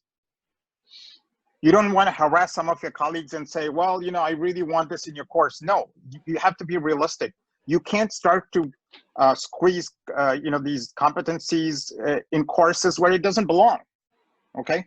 If I have an engineering economics course pure, or let's say project management course, and if I say, well, I'm missing this engineering design, I'm gonna go and harass the professor and say, you better put this in your course. He or she will say, are you out of your mind? I can't do this in my course. So you get everybody involved. You sit down as the whole program faculty members sit down every 3 years, and we start to discuss. So that's part of the continual improvement. Then we ask our external stakeholders, industrial advisory board. They will tell you some of the softer skills. They don't generally talk much about those first 5 attributes. They're more concerned about the softer skills, number 6 to number 12. That's what they're concerned. Yeah, thanks, Ramesh. So it has to be, but it takes 3 years before you can implement changes. Don't just because you see something that's wrong, unless you consistently see it for 3 years, don't change. Yeah, thanks, Ramesh. Kumar, would you like to add? No, next question. Yeah, I think this question is to Ramesh from Vishwanathan. Will MOOC, I think he means massive open online courses. Open courses, yes. Will this become popular in engineering? If so, can poorly rated universities survive? The problem with MOOCs, I mean, it's an excellent add-on stuff for students. So some of my students, I tell them, look, if you want to get more information about, let's say, my course material, if you want to study more, yes, you can go and see online, you know, these open courses and stuff and get extra knowledge. But my problem with MOOCs is who's going to manage it? Okay, let's say it's the content is coming from one particular institution. That's great. But you need somebody from the institution where the student is getting their degree to be able to do the other stuff like assignments, you know, exams, midterms, quizzes, all that stuff has to be still done there. Yeah. Okay. And you're at the mercy of somebody else's content. I mean, you're not able to really control. So maybe you'll have to supplement with your own material, your own lectures, but you're still at the mercy of somebody else. So purely as the primary source for the course itself, I would not advocate unless, I don't know, all these there's a massive amounts of input from other universities to this one person or one institution that's doing that. It's going to be a real mess. But as an add-on tool, it's excellent, excellent. I mean, I tell my students, there's so much extra stuff on the internet. You can go and look at it. Yeah, this is a question to Kumar from Natarajan. Do you foresee if our lecturers will soon be empowered to work and teach in India, this will enable students to get practical experience based? Yes, of course. That is the way forward. அவங்க lecturers இல்லாதனால தான் problem. அதனால even engineering education, engineering அகாடமிக்கு வர்றதுனாவே I think குறைஞ்சது வந்துட்டு ஒரு 5 years industry experience இருந்தால் தான் லெக்சர்ஷிப்புக்கே ஒரு அதோட ரெக்குவயர்மெண்ட்டாக கூட வைக்கணுன்றது தான் என்னுடைய கருத்து. Because I've had experiences where we have hired at Kongu Engineering College almost about 35 faculties sometime back in the late 99s, 99, 2000, where we had almost about 35 people who have had their graduation, post-graduation, and who had worked in the industry for almost anywhere from 15 years to 35 years. And they were excellent. We established an industry partnership cell where we had chief engineers from electricity board to head. One of the chief engineers then had retired, and he was heading the the cell. And all these people were trying to bridge the thing. We are. I think we were the only institution that was recognized by Tamil Nadu Electricity Board then to do the energy audit. It's a statutory energy audit for service connections which had about more than 1000 kVA. That they have to do an energy audit once in 3 years, and we were one of them. The reason is அது மூலமா வந்துட்டு நமக்கு அப்படி வந்தா தான் அவங்க வந்துட்டு பிராக்டிகலா relate பண்ண முடியும். ஃபர்ஸ்ட் கிளாஸ் ரூம்ல இருக்கிறதே வந்துட்டு என்ன பிரின்சிபல் பாலிசி ஐ மீன் ஃபினாமினா எக்ஸ்பிளைன் பண்றதே வந்துட்டு அப்ளிகேஷன் ஏரியாஸ்ல சொன்னா தான் அவங்களுக்கு ஈஸியா இருக்கு. அதுக்கு போக அதுக்கு அடுத்தது வந்துட்டு then they need to take them to the industry also. I mean, how many of our, I know very well that in 84, we had visited quite a number of industries in our annual tour that we undertook from mechanical engineering during December, January. It was wonderful. I still relish the kind of visits. Yes, we had fun, but that was only in the evenings. But during the days, it was an excellent visit to very many companies. I wonder whether we will ever get to visit those companies at all. Even now, I tell the students, or most of the students, that this is the time for them to visit if any industry that they would like to visit, because all industries are open to students for them to browse through also. அங்க வேலைக்கு கிடைக்குமா அல்லது internship கிடைக்குமா, that may be a secondary thing, but primarily அங்க என்னென்ன process நடந்துட்டு இருக்குது, என்ன மாதிரி ப்ராடக்ட் உள்ள போகுது, எப்படி வெளியே வருது, what are the by products, what are the waste, இது எல்லாமே வந்துட்டு அழகா வந்துட்டு நமக்கு எடுத்து கொடுறதுக்கு எல்லா இண்டஸ்ட்ரீஸும் இருக்காங்க. Only unfortunate thing is as elders we do not encourage them to go towards industry. So அதனால definitely our faculties will have to be practically oriented so that they could lead the students. இப்போ அது இல்லாதனால தான் இந்த 10 புள்ள பெத்தவங்களுக்கு வயசுக்குள்ள போய் வைத்து மருத்துவம் பார்க்குற கண்டிஷன்ல இருக்குது நம்மளுடைய லெக்சரர்ஷிப். ஸோ அதனால they are not able to lead the students to practice. Ramesh, you may add. Yeah, I just want to say here, the person who's got the final say in courses is the instructor. Okay. You can't have any kind of interference from the head of the department or the dean. Yeah. From the dean or anybody else. It's the instructor who is the final authority. Okay. So, and like I said, yeah, you need to give that flexibility and the freedom to the instructor. Hold them responsible. If they're not doing the teaching, hold them responsible. And same thing with the students. Give them the freedom. Once they make a mistake, yes, hold them responsible or make sure they learn from it. Right. But at the end of the day, if everything is coming from the top and it's all, all sticks and no carrots there, right? Yeah. That's going to be a huge problem. Right. So the instructors have to be given the flexibility. My courses, I get people from industry to give guest lectures. Once in a while, they come and give guest lectures.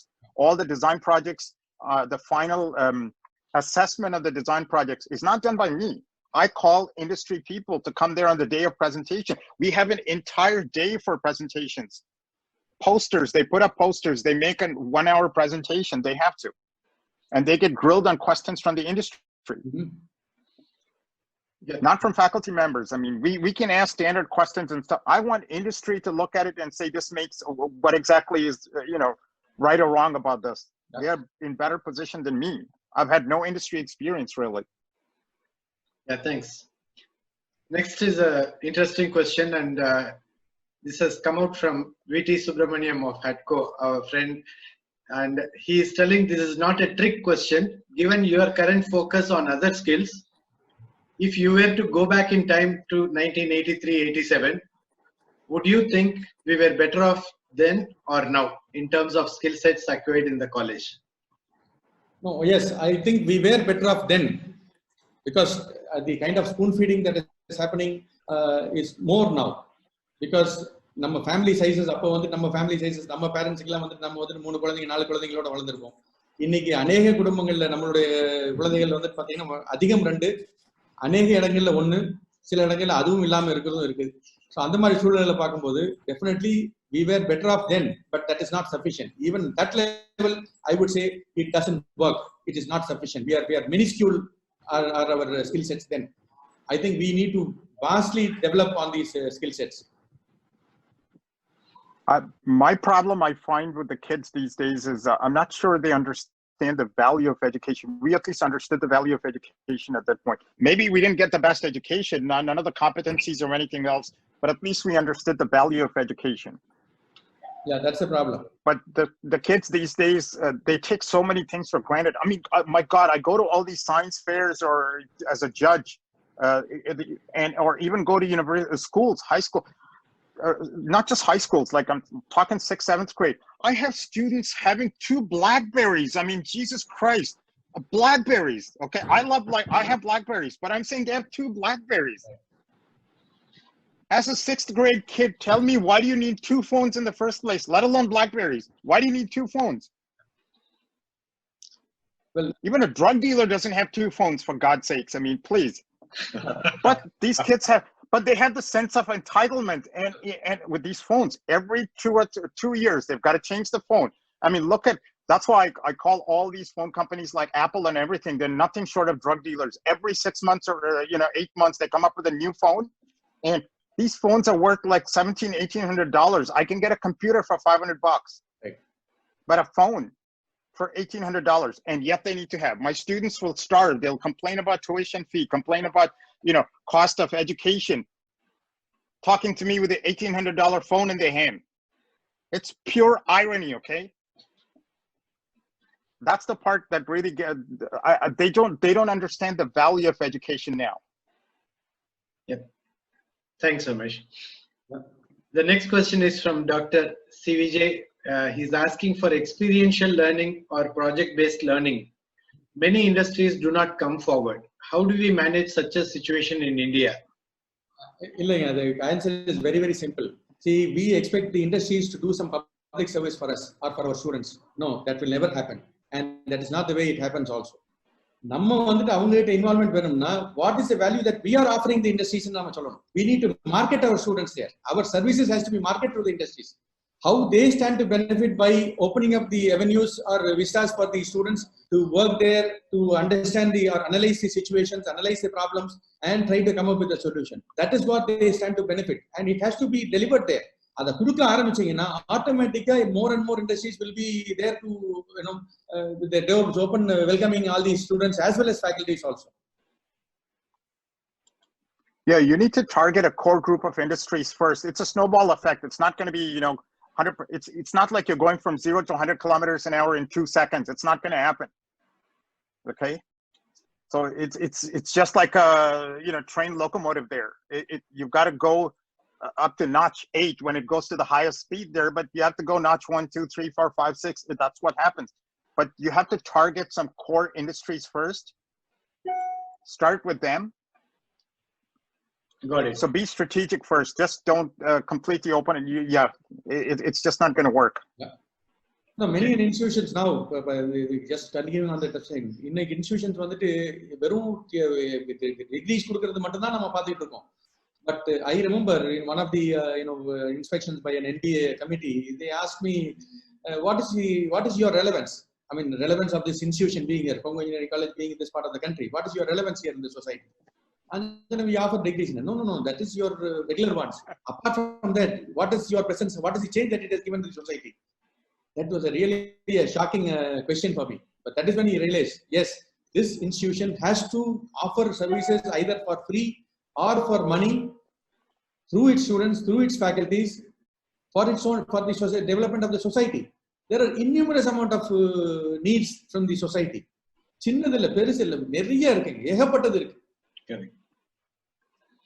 Yeah, you've got to find your niche in this world. The next question is almost a follow-up question to that from Dr. G. Maheswaran. Can human engineering be made as a mandatory subject in schools and colleges, which was taught in our good old days in India? I didn't understand the question probably. What do you mean by human engineering? Like, can you talk? Dr. Maheswaran, can you unmute and ask your question?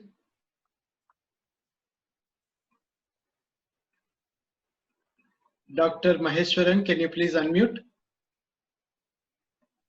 The bigger question is, I don't know if you can force this as part of the school's curriculum. That's a bigger issue, right? That's no matter what. I mean, even if I understood what human engineering is, it's going to be hard to force the stuff.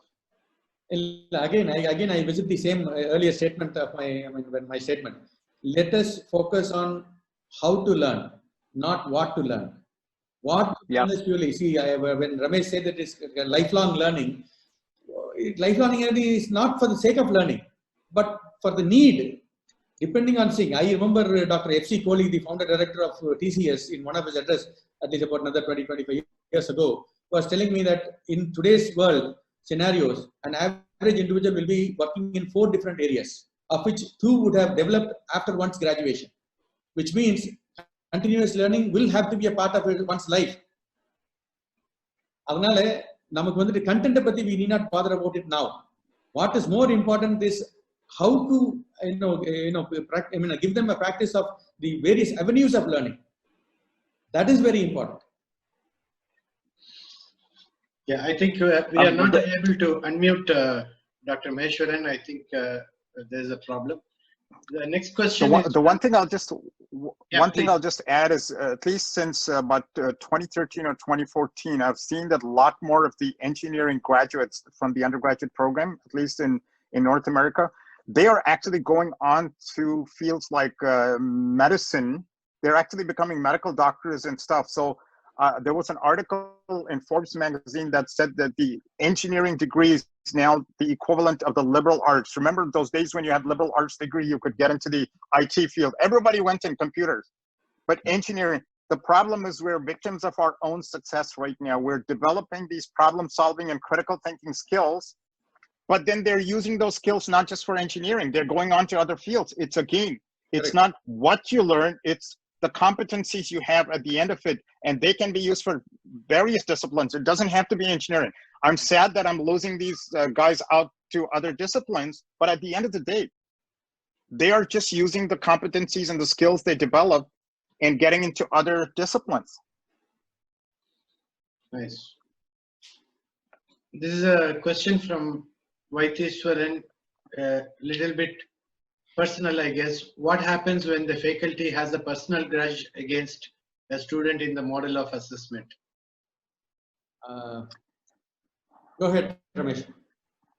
We have appeals process. I mean, we have an elaborate appeals process. The students can go and appeal. They can go to the Human Rights Office. They can go to the Dean's Office, the university. So, and it happens, okay, whether it's real or perceived. Okay, I can tell you, speaking of personal experience, there was a time till about 2 years back when we had a lot of students for about 6 or 7 years coming from Saudi Arabia. Canada and Saudi Arabia got into a fight there. And ever since that, the students left. Guess what happened? All the students from Saudi Arabia, they're all funded by their government, tons of money. I have 3 colleagues of mine, okay? There's especially one guy in mechanical engineering. He's originally from Iran. He's a Canadian. He's been in Canada for 2 or 3 decades right now, but he's originally from Iran. The students were all coming from Saudi Arabia. Me as the director, guess what I was dealing with? The problem. These students were accusing this professor. You know why? Because the students were all Sunni Muslims and the instructor was Shia Muslim. It had nothing to do with anything else. It's a problem that the religion has to solve. Don't expect me, okay? But I'm just saying these were personal grudges there. They had nothing to do with what the professor was doing. If the student failed the course, they would say, oh, that's because this guy is a Shia and I'm a Sunni. So when I say this, if there's real issues, that's one thing. A lot of times I've dealt with, many of them are perception, that it's not real. But if it's a real issue, you need to have an appeals process and a structure in place to be able to deal with this. Okay, for example, if I had a child and this child was actually going through the same engineering program or taking engineering courses that I'm teaching, I can't teach that course. No. Absolutely. Simple. Conflict of interest. Absolute conflict of interest. I may hate my own child, okay? But it's still a conflict of interest. Yeah, so these things, so there has to be an appeals process there to deal with this. There has to be structure. Again, I'm just hoping that it doesn't get into the perception problem. It has to be a real problem. Yeah, the system is, ombudsman system universities because the professor is given a lot of independence to set his own question papers, to himself correct it and grade the students and get them through the semester. You also have a ombudsman system where you can appeal to the, that is what he meant by appeal system. where you could go there and a committee will be formed, and both the accused as well as the person who is suffered will be questioned. They and present their will be case. Yeah. listened to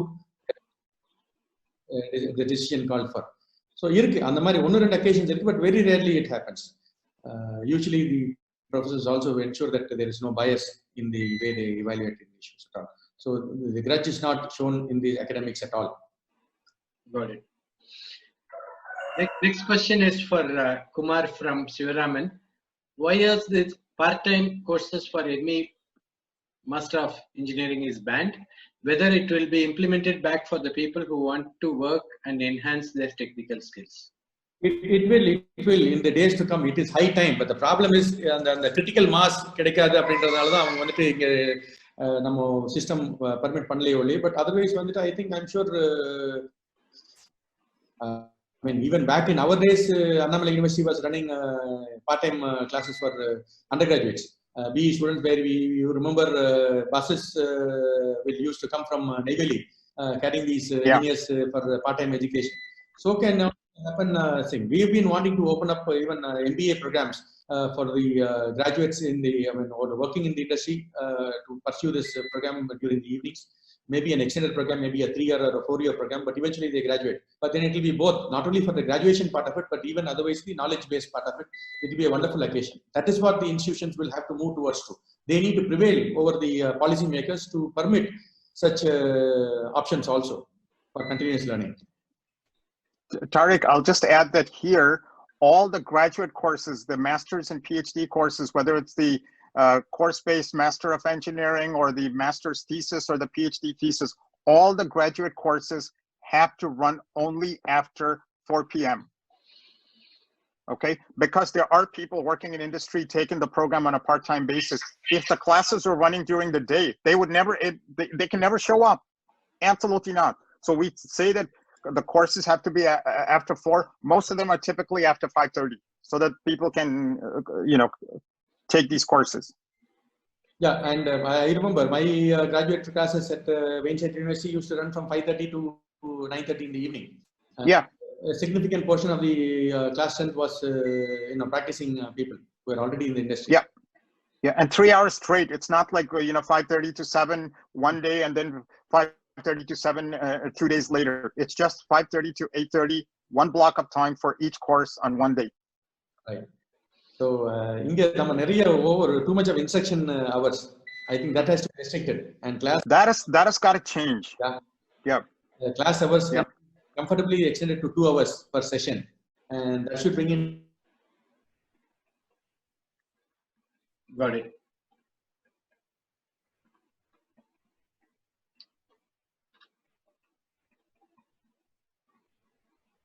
Kumar, I think your line is having Yeah, he's frozen there. A little bit of choking was there in the line. Kumar, are you there? I think the other thing I want to mention is this time, this whole time-bound education, that has got to change. I mean, the fact that, and we have talked about this before, if you don't finish your undergraduate degree in 4 years, people start talking. What's wrong? Why does it have to be what's wrong when somebody takes more than 4 years? They have different reasons. Maybe somebody took time off to go to work and then come back. The stigma around that has to change. There has to be flexibility. I think we just lost Venkateshwaran's line, but he's trying to connect back. He should come back. Yeah. The next question, in the meantime, let me ask you. It is from Sivakumar. Why not we make industry institution collaboration as a mandatory corporate social responsibility of the industry and accreditation condition of the institutions? Either way. Who's going to do this, though? I mean, at some point, you can't really force industry, right? I think he's asking more in terms of policy perspective. No, it is true. If the accreditation agency actually makes it one of the mandatory requirements of the programs and the institution to have collaboration with industry, that's different. My understanding is that's not required right now. So right. Has he joined? Venkateshwaran. Kumar, are you there? I think not.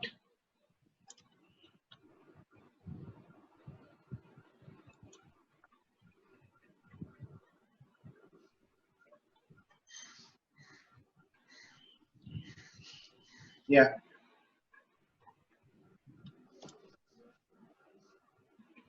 Is there any other question from members? Kindly post it in the chat window or feel free to ask your relevant question.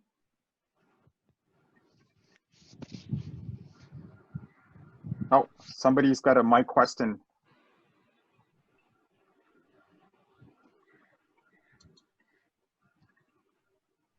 When we were studying, there was essentially 1 or 2 books.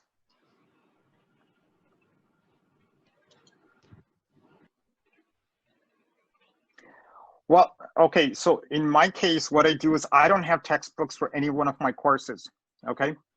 I don't. I get my own notes. I look at different books and get my notes. But at the end of the day, I recommend a bunch of books and I tell the students, you don't have to buy them. If you can look at them, that's fine. Look at my notes and look at additional material. But that's just me. I know some of my colleagues actually recommend books. But don't limit yourself to 1 or 2 books. And there's internet. I mean, internet is a wonderful thing. I mean, there's all kinds of nonsense there, but it's kind of a double-edged sword. But there's a lot of good information there too. I think I have unmuted Shanmugasundaram. I think Kumar would have joined through that.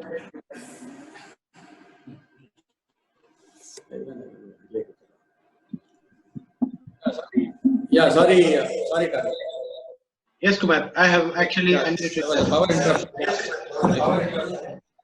No problem. I think you.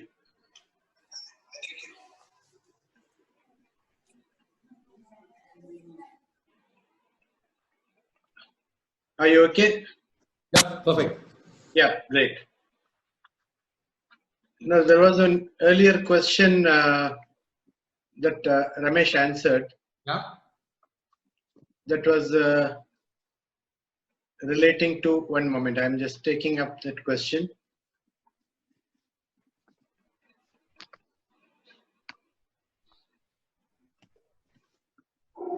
One was related to the books and the, earlier there were only 2 books. Now today you have a lot of information. Does it really help? That was a question by Shivaraman. Yeah, obviously, because there is no just one way of explaining, or there is just no one example to explain a phenomena or a principle. So there are multiple ways. Nariya books are all the more better, and moreover, it is within reach. You need not even go to books. Until Google is there to throw up whatever sorts of information from all the sources possible. True. And there was one more question which Ramesh answered. Institution industry is that relationship. Can it be made a mandatory corporate social responsibility, and from the institution side accreditation condition அப்படினு சொல்லலாமா அப்படினு? இல்ல, இது நம்ம typically இன்னும் அந்த bureaucracy level இருந்துட்டு இருக்கோம். Let us move on from a stage where we cannot make it anything statutory. Statutory vara enna avuna, then the corruption also creeps in automatically. Even if you don't comply with it, then you have somebody else to influence somebody to to say okay with that one. So that shouldn't happen. Matter of fact, it should be we should evince enough interest from the industry to nurture the institution. The industry should understand that it will stand to gain itself directly as well as for the society in the vicinity to benefit out of this institution. அந்த மாதிரி ஒரு understanding கொண்டு வந்தா தான் நமக்குனால ஒரு long standing bonding கொண்டு வர முடியுமா இல்லையா? Otherwise it is a relationship or a love cannot be forced. It should be a husband and wife relationship. Yeah, I'll just add that there's the popular saying in English is, You can take a horse to the water, but you can't make it drink. Okay. Yeah. What Kumar is saying is it's not a question of forcing the horse to drink, but you can certainly make it feel thirsty that it starts to drink. Correct. Okay. That's all you can do.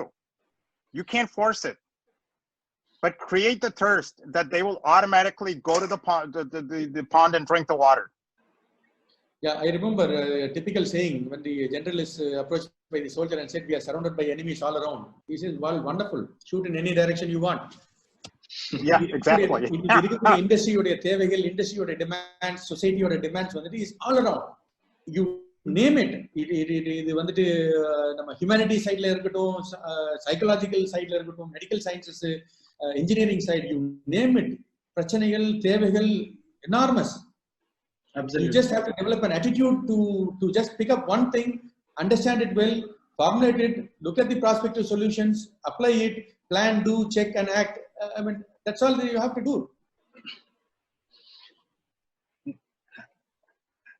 I think we are almost done with the questions, and I have one specific question myself to both of you individually from your own perspective. We are now moving into the online world and online form of education everywhere, where in the school kids level we see parental involvement and interference when they are getting taught by the teachers. Starting from that level, going all the way up to college level, different challenges are there in the online education system, including evaluation and tests and assessment. How do we, what is your broad kind of suggestions for this kind of a scenario in the future? Ramesh? Okay, the problem I see right now with the online education is because, let me be honest there, okay? It takes a certain level of maturity in a person to be able to actually do online courses. This is why you find people doing online courses later on in their life. There's a certain discipline they have, okay? Now, if you're going to start doing these online courses from when they were kids, that's fine. I mean, right now there's a sudden, there's a quantum jump. They've not been doing it. Suddenly when they get into university, they start doing this. It's tough. But if this is part of the education going forward, my worry with online education is there's too many distractions, okay? Too many distractions for kids. Even my own students, when I heard them complain, even though we just went online for the last month of from middle of March till like early April. And of course we had some courses in the summer. They just kept saying, you know what? While I'm watching the lecture, I've got Netflix on the side. Mm-hmm. And part of it is this whole maturity, okay? That the inability to focus. So that to me is the bigger issue. Yes, there's plenty of resources. I still have problems with labs. You can't do online labs. They have to be hands-on at some point, but at least the instructions. But it's the maturity level of the students. Can they handle this at the end of the day? Even now, even before the pandemic, we also had some courses, not engineering, but we have some non-engineering courses like I said, complementary study courses. They could always take it online, some of the courses, but they never did the students. I told them, if you're working in a work term, you can always take some of these online courses. You have time, but they said the problem is I don't have the discipline. I hate it. I know it gives me the flexibility, the freedom, but I don't have the discipline. And to me, that's the bigger problem.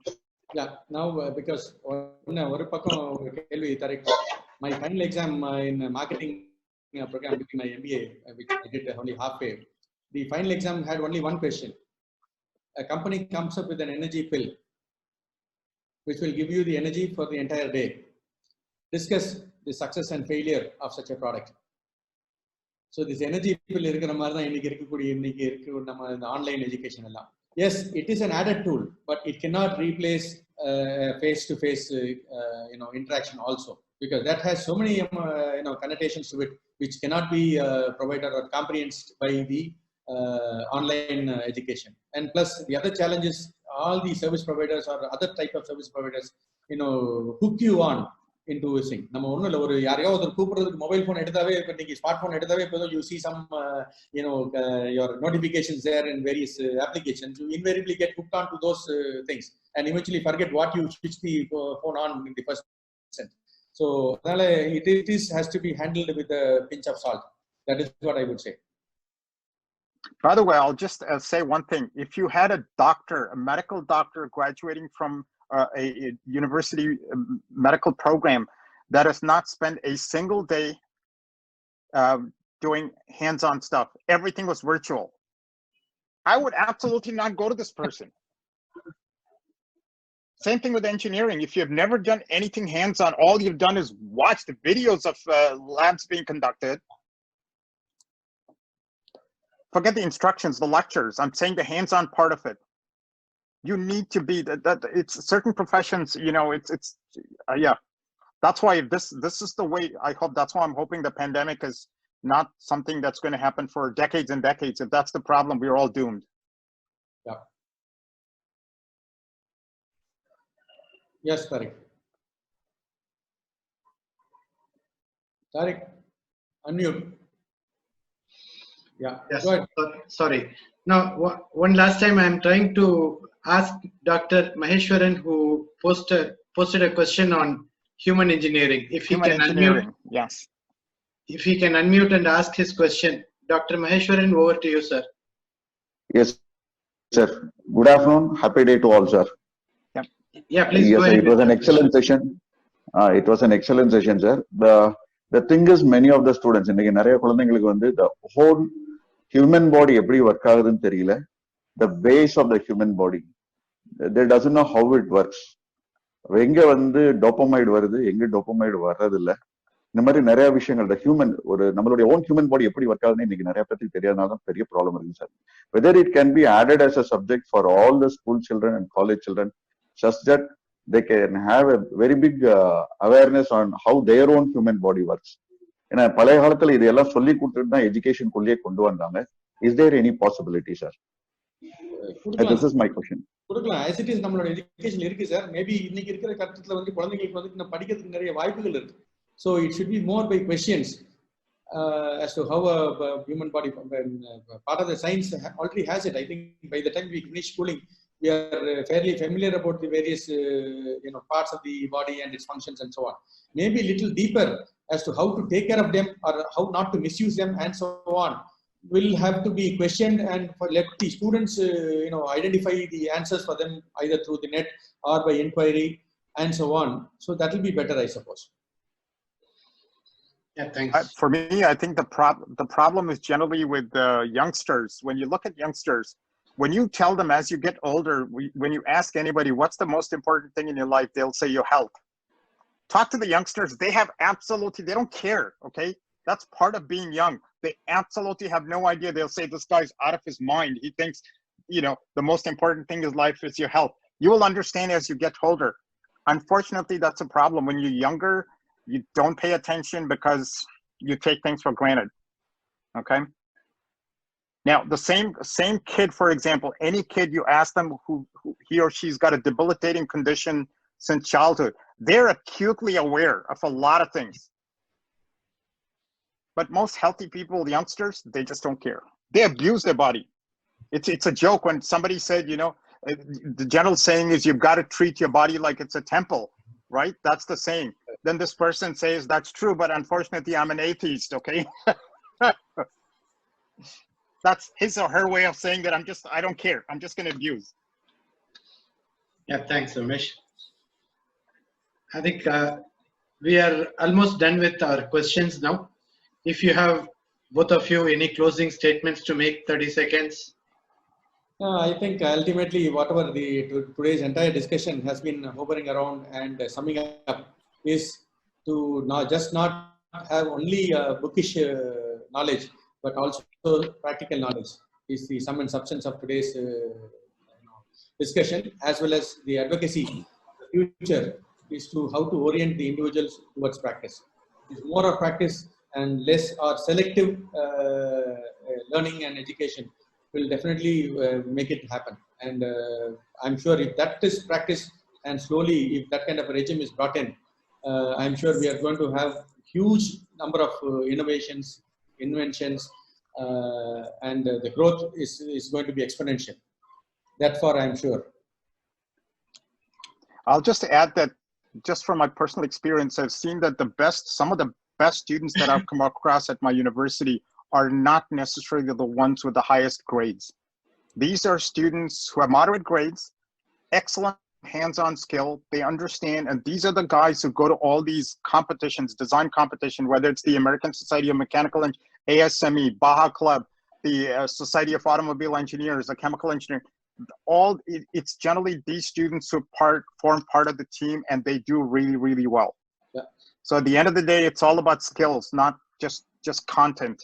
Yeah, and one because content without competency means nothing, and the vice versa too. Competency without learning any content, really. Yeah. One needs the other. And one last mention is to encourage peer learning. Let us encourage our own wards to share the knowledge that they have picked up, they share the skills or the understanding that they have picked up to the lesser understood peers. It could be in their own class, yes, or juniors, so that they get to learn a lot by explaining things. So whatever the doubts that they might have not have occurred to them while learning or while attending to a lecture or a seminar might crop up when they try to teach and try to transfer it to the others. So this way they will get more confidence. They will also develop the their skill sets. Their fundamentals get very sound, so that they venture into more and more of research and start approaching the issues or situations from the fundamentals.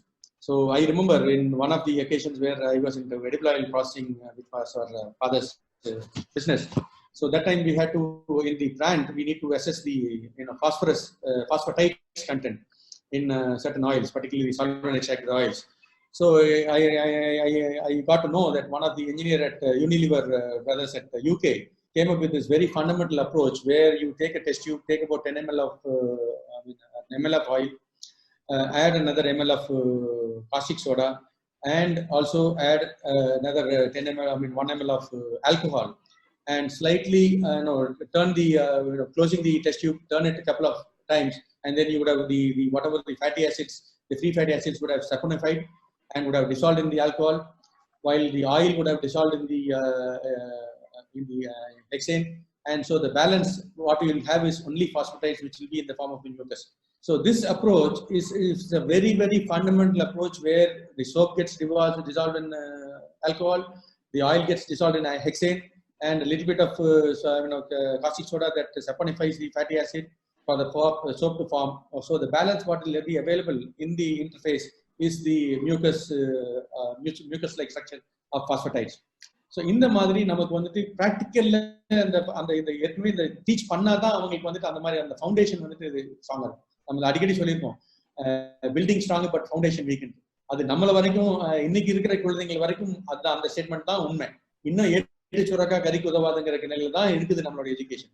இதை மாற்றி அமைக்கணும்னா one of the ways, and today I am sure our academicians அவங்களுக்கு இருக்கிற இன்னைக்கு ஒரு பெரிய challenge வந்துட்டு pass percentage among the students.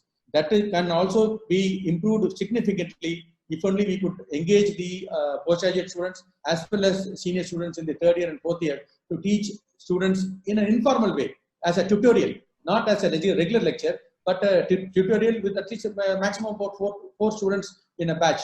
So that way the transferring can happen very well. The examples that he can give cannot be given by a generation advanced lecturer. I'm sure, I know, because I've also been part of that learning also, where I've learned, I think I shared this with Ramesh and Tariq when we discussed earlier, that how I got to a program, a paper called Fluid Mechanics and Hydraulic Machinery, where I couldn't understand I couldn't attend or follow the class during the regular semester. But then eventually it was one of my seniors by name Ramakrishnan, whom we used to friendly call him as Ramki, or the entire world called him then as Ramki, sat with us for hardly about 10 hours over a period of about 4 days. And he could teach us, and we could comfortably get about 75 to 80 marks in a 100-mark paper. That was the kind of effect that can have by peer learning. And mind you, even in 1700s, it is in the British archives that Madras province literacy level was 72%, while England was then only 3%. Lord Macaulay takes this system of peer learning to England and introduces it as Madras system of education. So such is the effect that peer learning can have, and this can start right from the school onwards. Because I've seen that in Montessori environment, the innate characteristic or the quality of a child is, of every human being, is to share whatever the knowledge that they have picked up in whatever facets of life it is. So that way, I think that we need to encourage our children to share their knowledge and experiences with younger children or even a peer child. That would be a great way to reinforce their fundamentals, I suppose. Thank you. Yeah. Yes, I was just going to add the whole, whole please. business of the group project-based learning. That's the advantage. Like you really start to share ideas, and you need to get that from year 1 to year 4 in the engineering education. That's where you start. And we also have peer tutoring, by the way, here, and that is actually paid by the university, and it's essentially 3rd and 4th year students helping out the 1st and 2nd year students there. And they get paid. They get paid by the university, but these guys actually peer tutoring, they tutor the students. And they want to learn from their fellow students. You know why? Because not only do they teach them about the course, about the content and everything else, they also tell them, hey, this professor is going to be, you have to deal with this guy in such a way. And I tell the students, even when you get exam questions and stuff, you have to strategize first how you're going to attempt the problems. I know people sometimes don't even bother. They just start attempting question 1, 2, 3, and they will just go and pick the hardest question. Let's say question 1 was the toughest question. They don't even look at 2, 3, 4, and 5. They will start answering and they'll say, oh my God, I can't do this. No, look at the question, strategize which are the ones you can complete, then go to the tougher ones.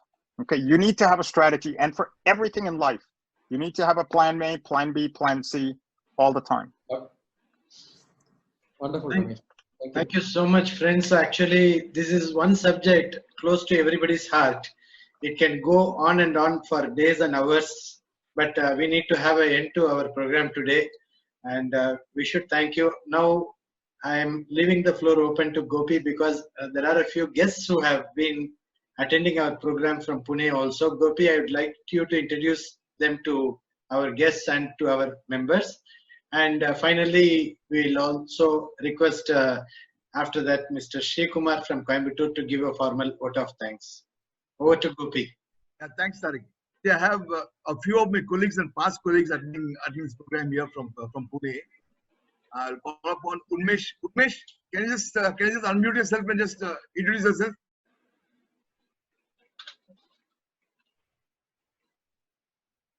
Umesh. Yes.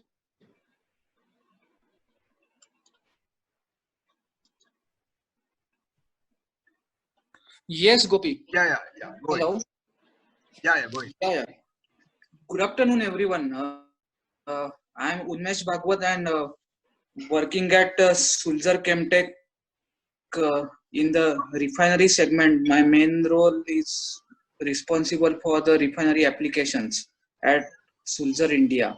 And I am a chemical engineer passed out from Pune University. And it was very nice to hear about your session. It was very good and interactive. What we understand that it is rightly informed about the education system in India, that many students just pass out with the academic experience, but they don't have any actual knowledge about the industrial, what the industries are looking for, and then there is the issue. So very good, I can say, and thank you very much on that. Thank you, Umesh. Thanks for joining us. Thanks, Yeah. Srinivas Rao. Yeah, go. Rao is left. Srinivas Rao. Srinivas Rao is there. Srinivas Rao. I'll unmute him. Yeah. You can unmute him, no? Mr. Rao, you can unmute yourself. I have already. Okay. Good afternoon, everyone. So myself, Srinivas Rao. I did my mechanical engineering, passed out in the year 94. It's VIT now. It was earlier Vellore Engineering College. So I fully agree with Mr. Ramesh Subramanian and Venkateshwaran Doresh Swami, about the what type of engineering education we had in the early years, from maybe from the 80s and the 90s and to the present generation, right? And I fully believe in what you have been saying last 1 hour or so. So I always believe in that. See, when I was doing my mechanical engineering, I think I suppose in third semester, I think most of the guys who have done mechanical will understand this. We have something called a screw jack. We just have it in a machine. It's a machine drawing. Most of the guys fail in that semester, especially in but it's a simple equipment, screw jack, which we come across every day, like where we used to change our tire, when it's like in a car, and it's a small equipment. But then most of us would not be able to visualize what's a screw jack.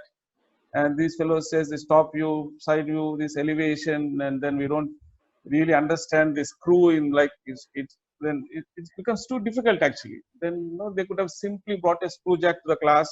They should have shown us this is what is a screw jack, and then we could have done through And I still say most of the engineers will not be able to differentiate between a bolt and a nut. A mechanical engineer, what is a bolt, which is a bolt and which is a nut. They could have simply brought a small bolt and a nut to the class, and then they should have showed us this is the bolt and this is the nut. And most of the electrical engineers would find it difficult to visualize what is current and what is voltage. And there is always a standard definition. They would say the potential difference between the two ends is a voltage. But what is this potential difference? Likewise, we had too many difficulties, but it was too theoretical. We used to go around to the Xerox shops taking piles of paper and then just reading at the end of the semester. But the 2 points I would like to say is we have to bring in more people from the industry into teaching, and then it should be more practical than theoretical. Sure, and sir. It was wonderful listening to all of you today, and it's a great experience. And Thank you. I fully share up with your views. Thank you, Rav. Thank you. Yes, thank you. Thanks. Thank you. Jadhav, Venkat Jadhav.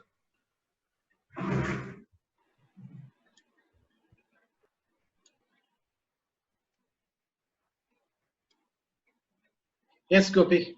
Yeah, Jadhav is not around. He's not picking up the call. Okay, no problem. Then Rohit is there. Rohit, can you unmute yourself? Mr. Rohit?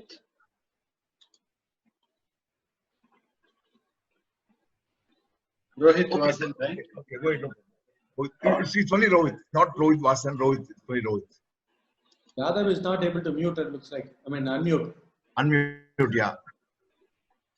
Okay, we'll move it, no problem. Yeah, Tariq. Yadav, unmute Ahila, Gopi. Okay, no problem. We'll move it, no problem. He says he's locked by the host. One moment. Yadav, can you unmute now? Can you please try? Yes, yeah, now, yeah. Yeah, Oh, thank you it's so working. much. Yeah, yes, Yeah. yeah. Yes. Thank you so much for this wonderful session. And I really like the concept, which has been explained, in the universities in Canada, which are running, for the experienced professional, where students are sponsored by the industries, and they are learning and working parallelly, so that this is giving them the practical exposure about the industry applications. And I think this is something all the Indian institutes, at least the leading one, should adopt. And overall, it was a really nice session. Thank you so much, Gopi sir, for inviting me to attend this session. This is really nice. Thank you, Yadav. Yeah. Yeah, there's no shortage of industries in India, especially the small and medium sized. There's plenty. Yeah. Yes, Gopi. I think Rohit can also talk. Rohit is the only guy in India. Go ahead, Rohit. Hello. Yeah.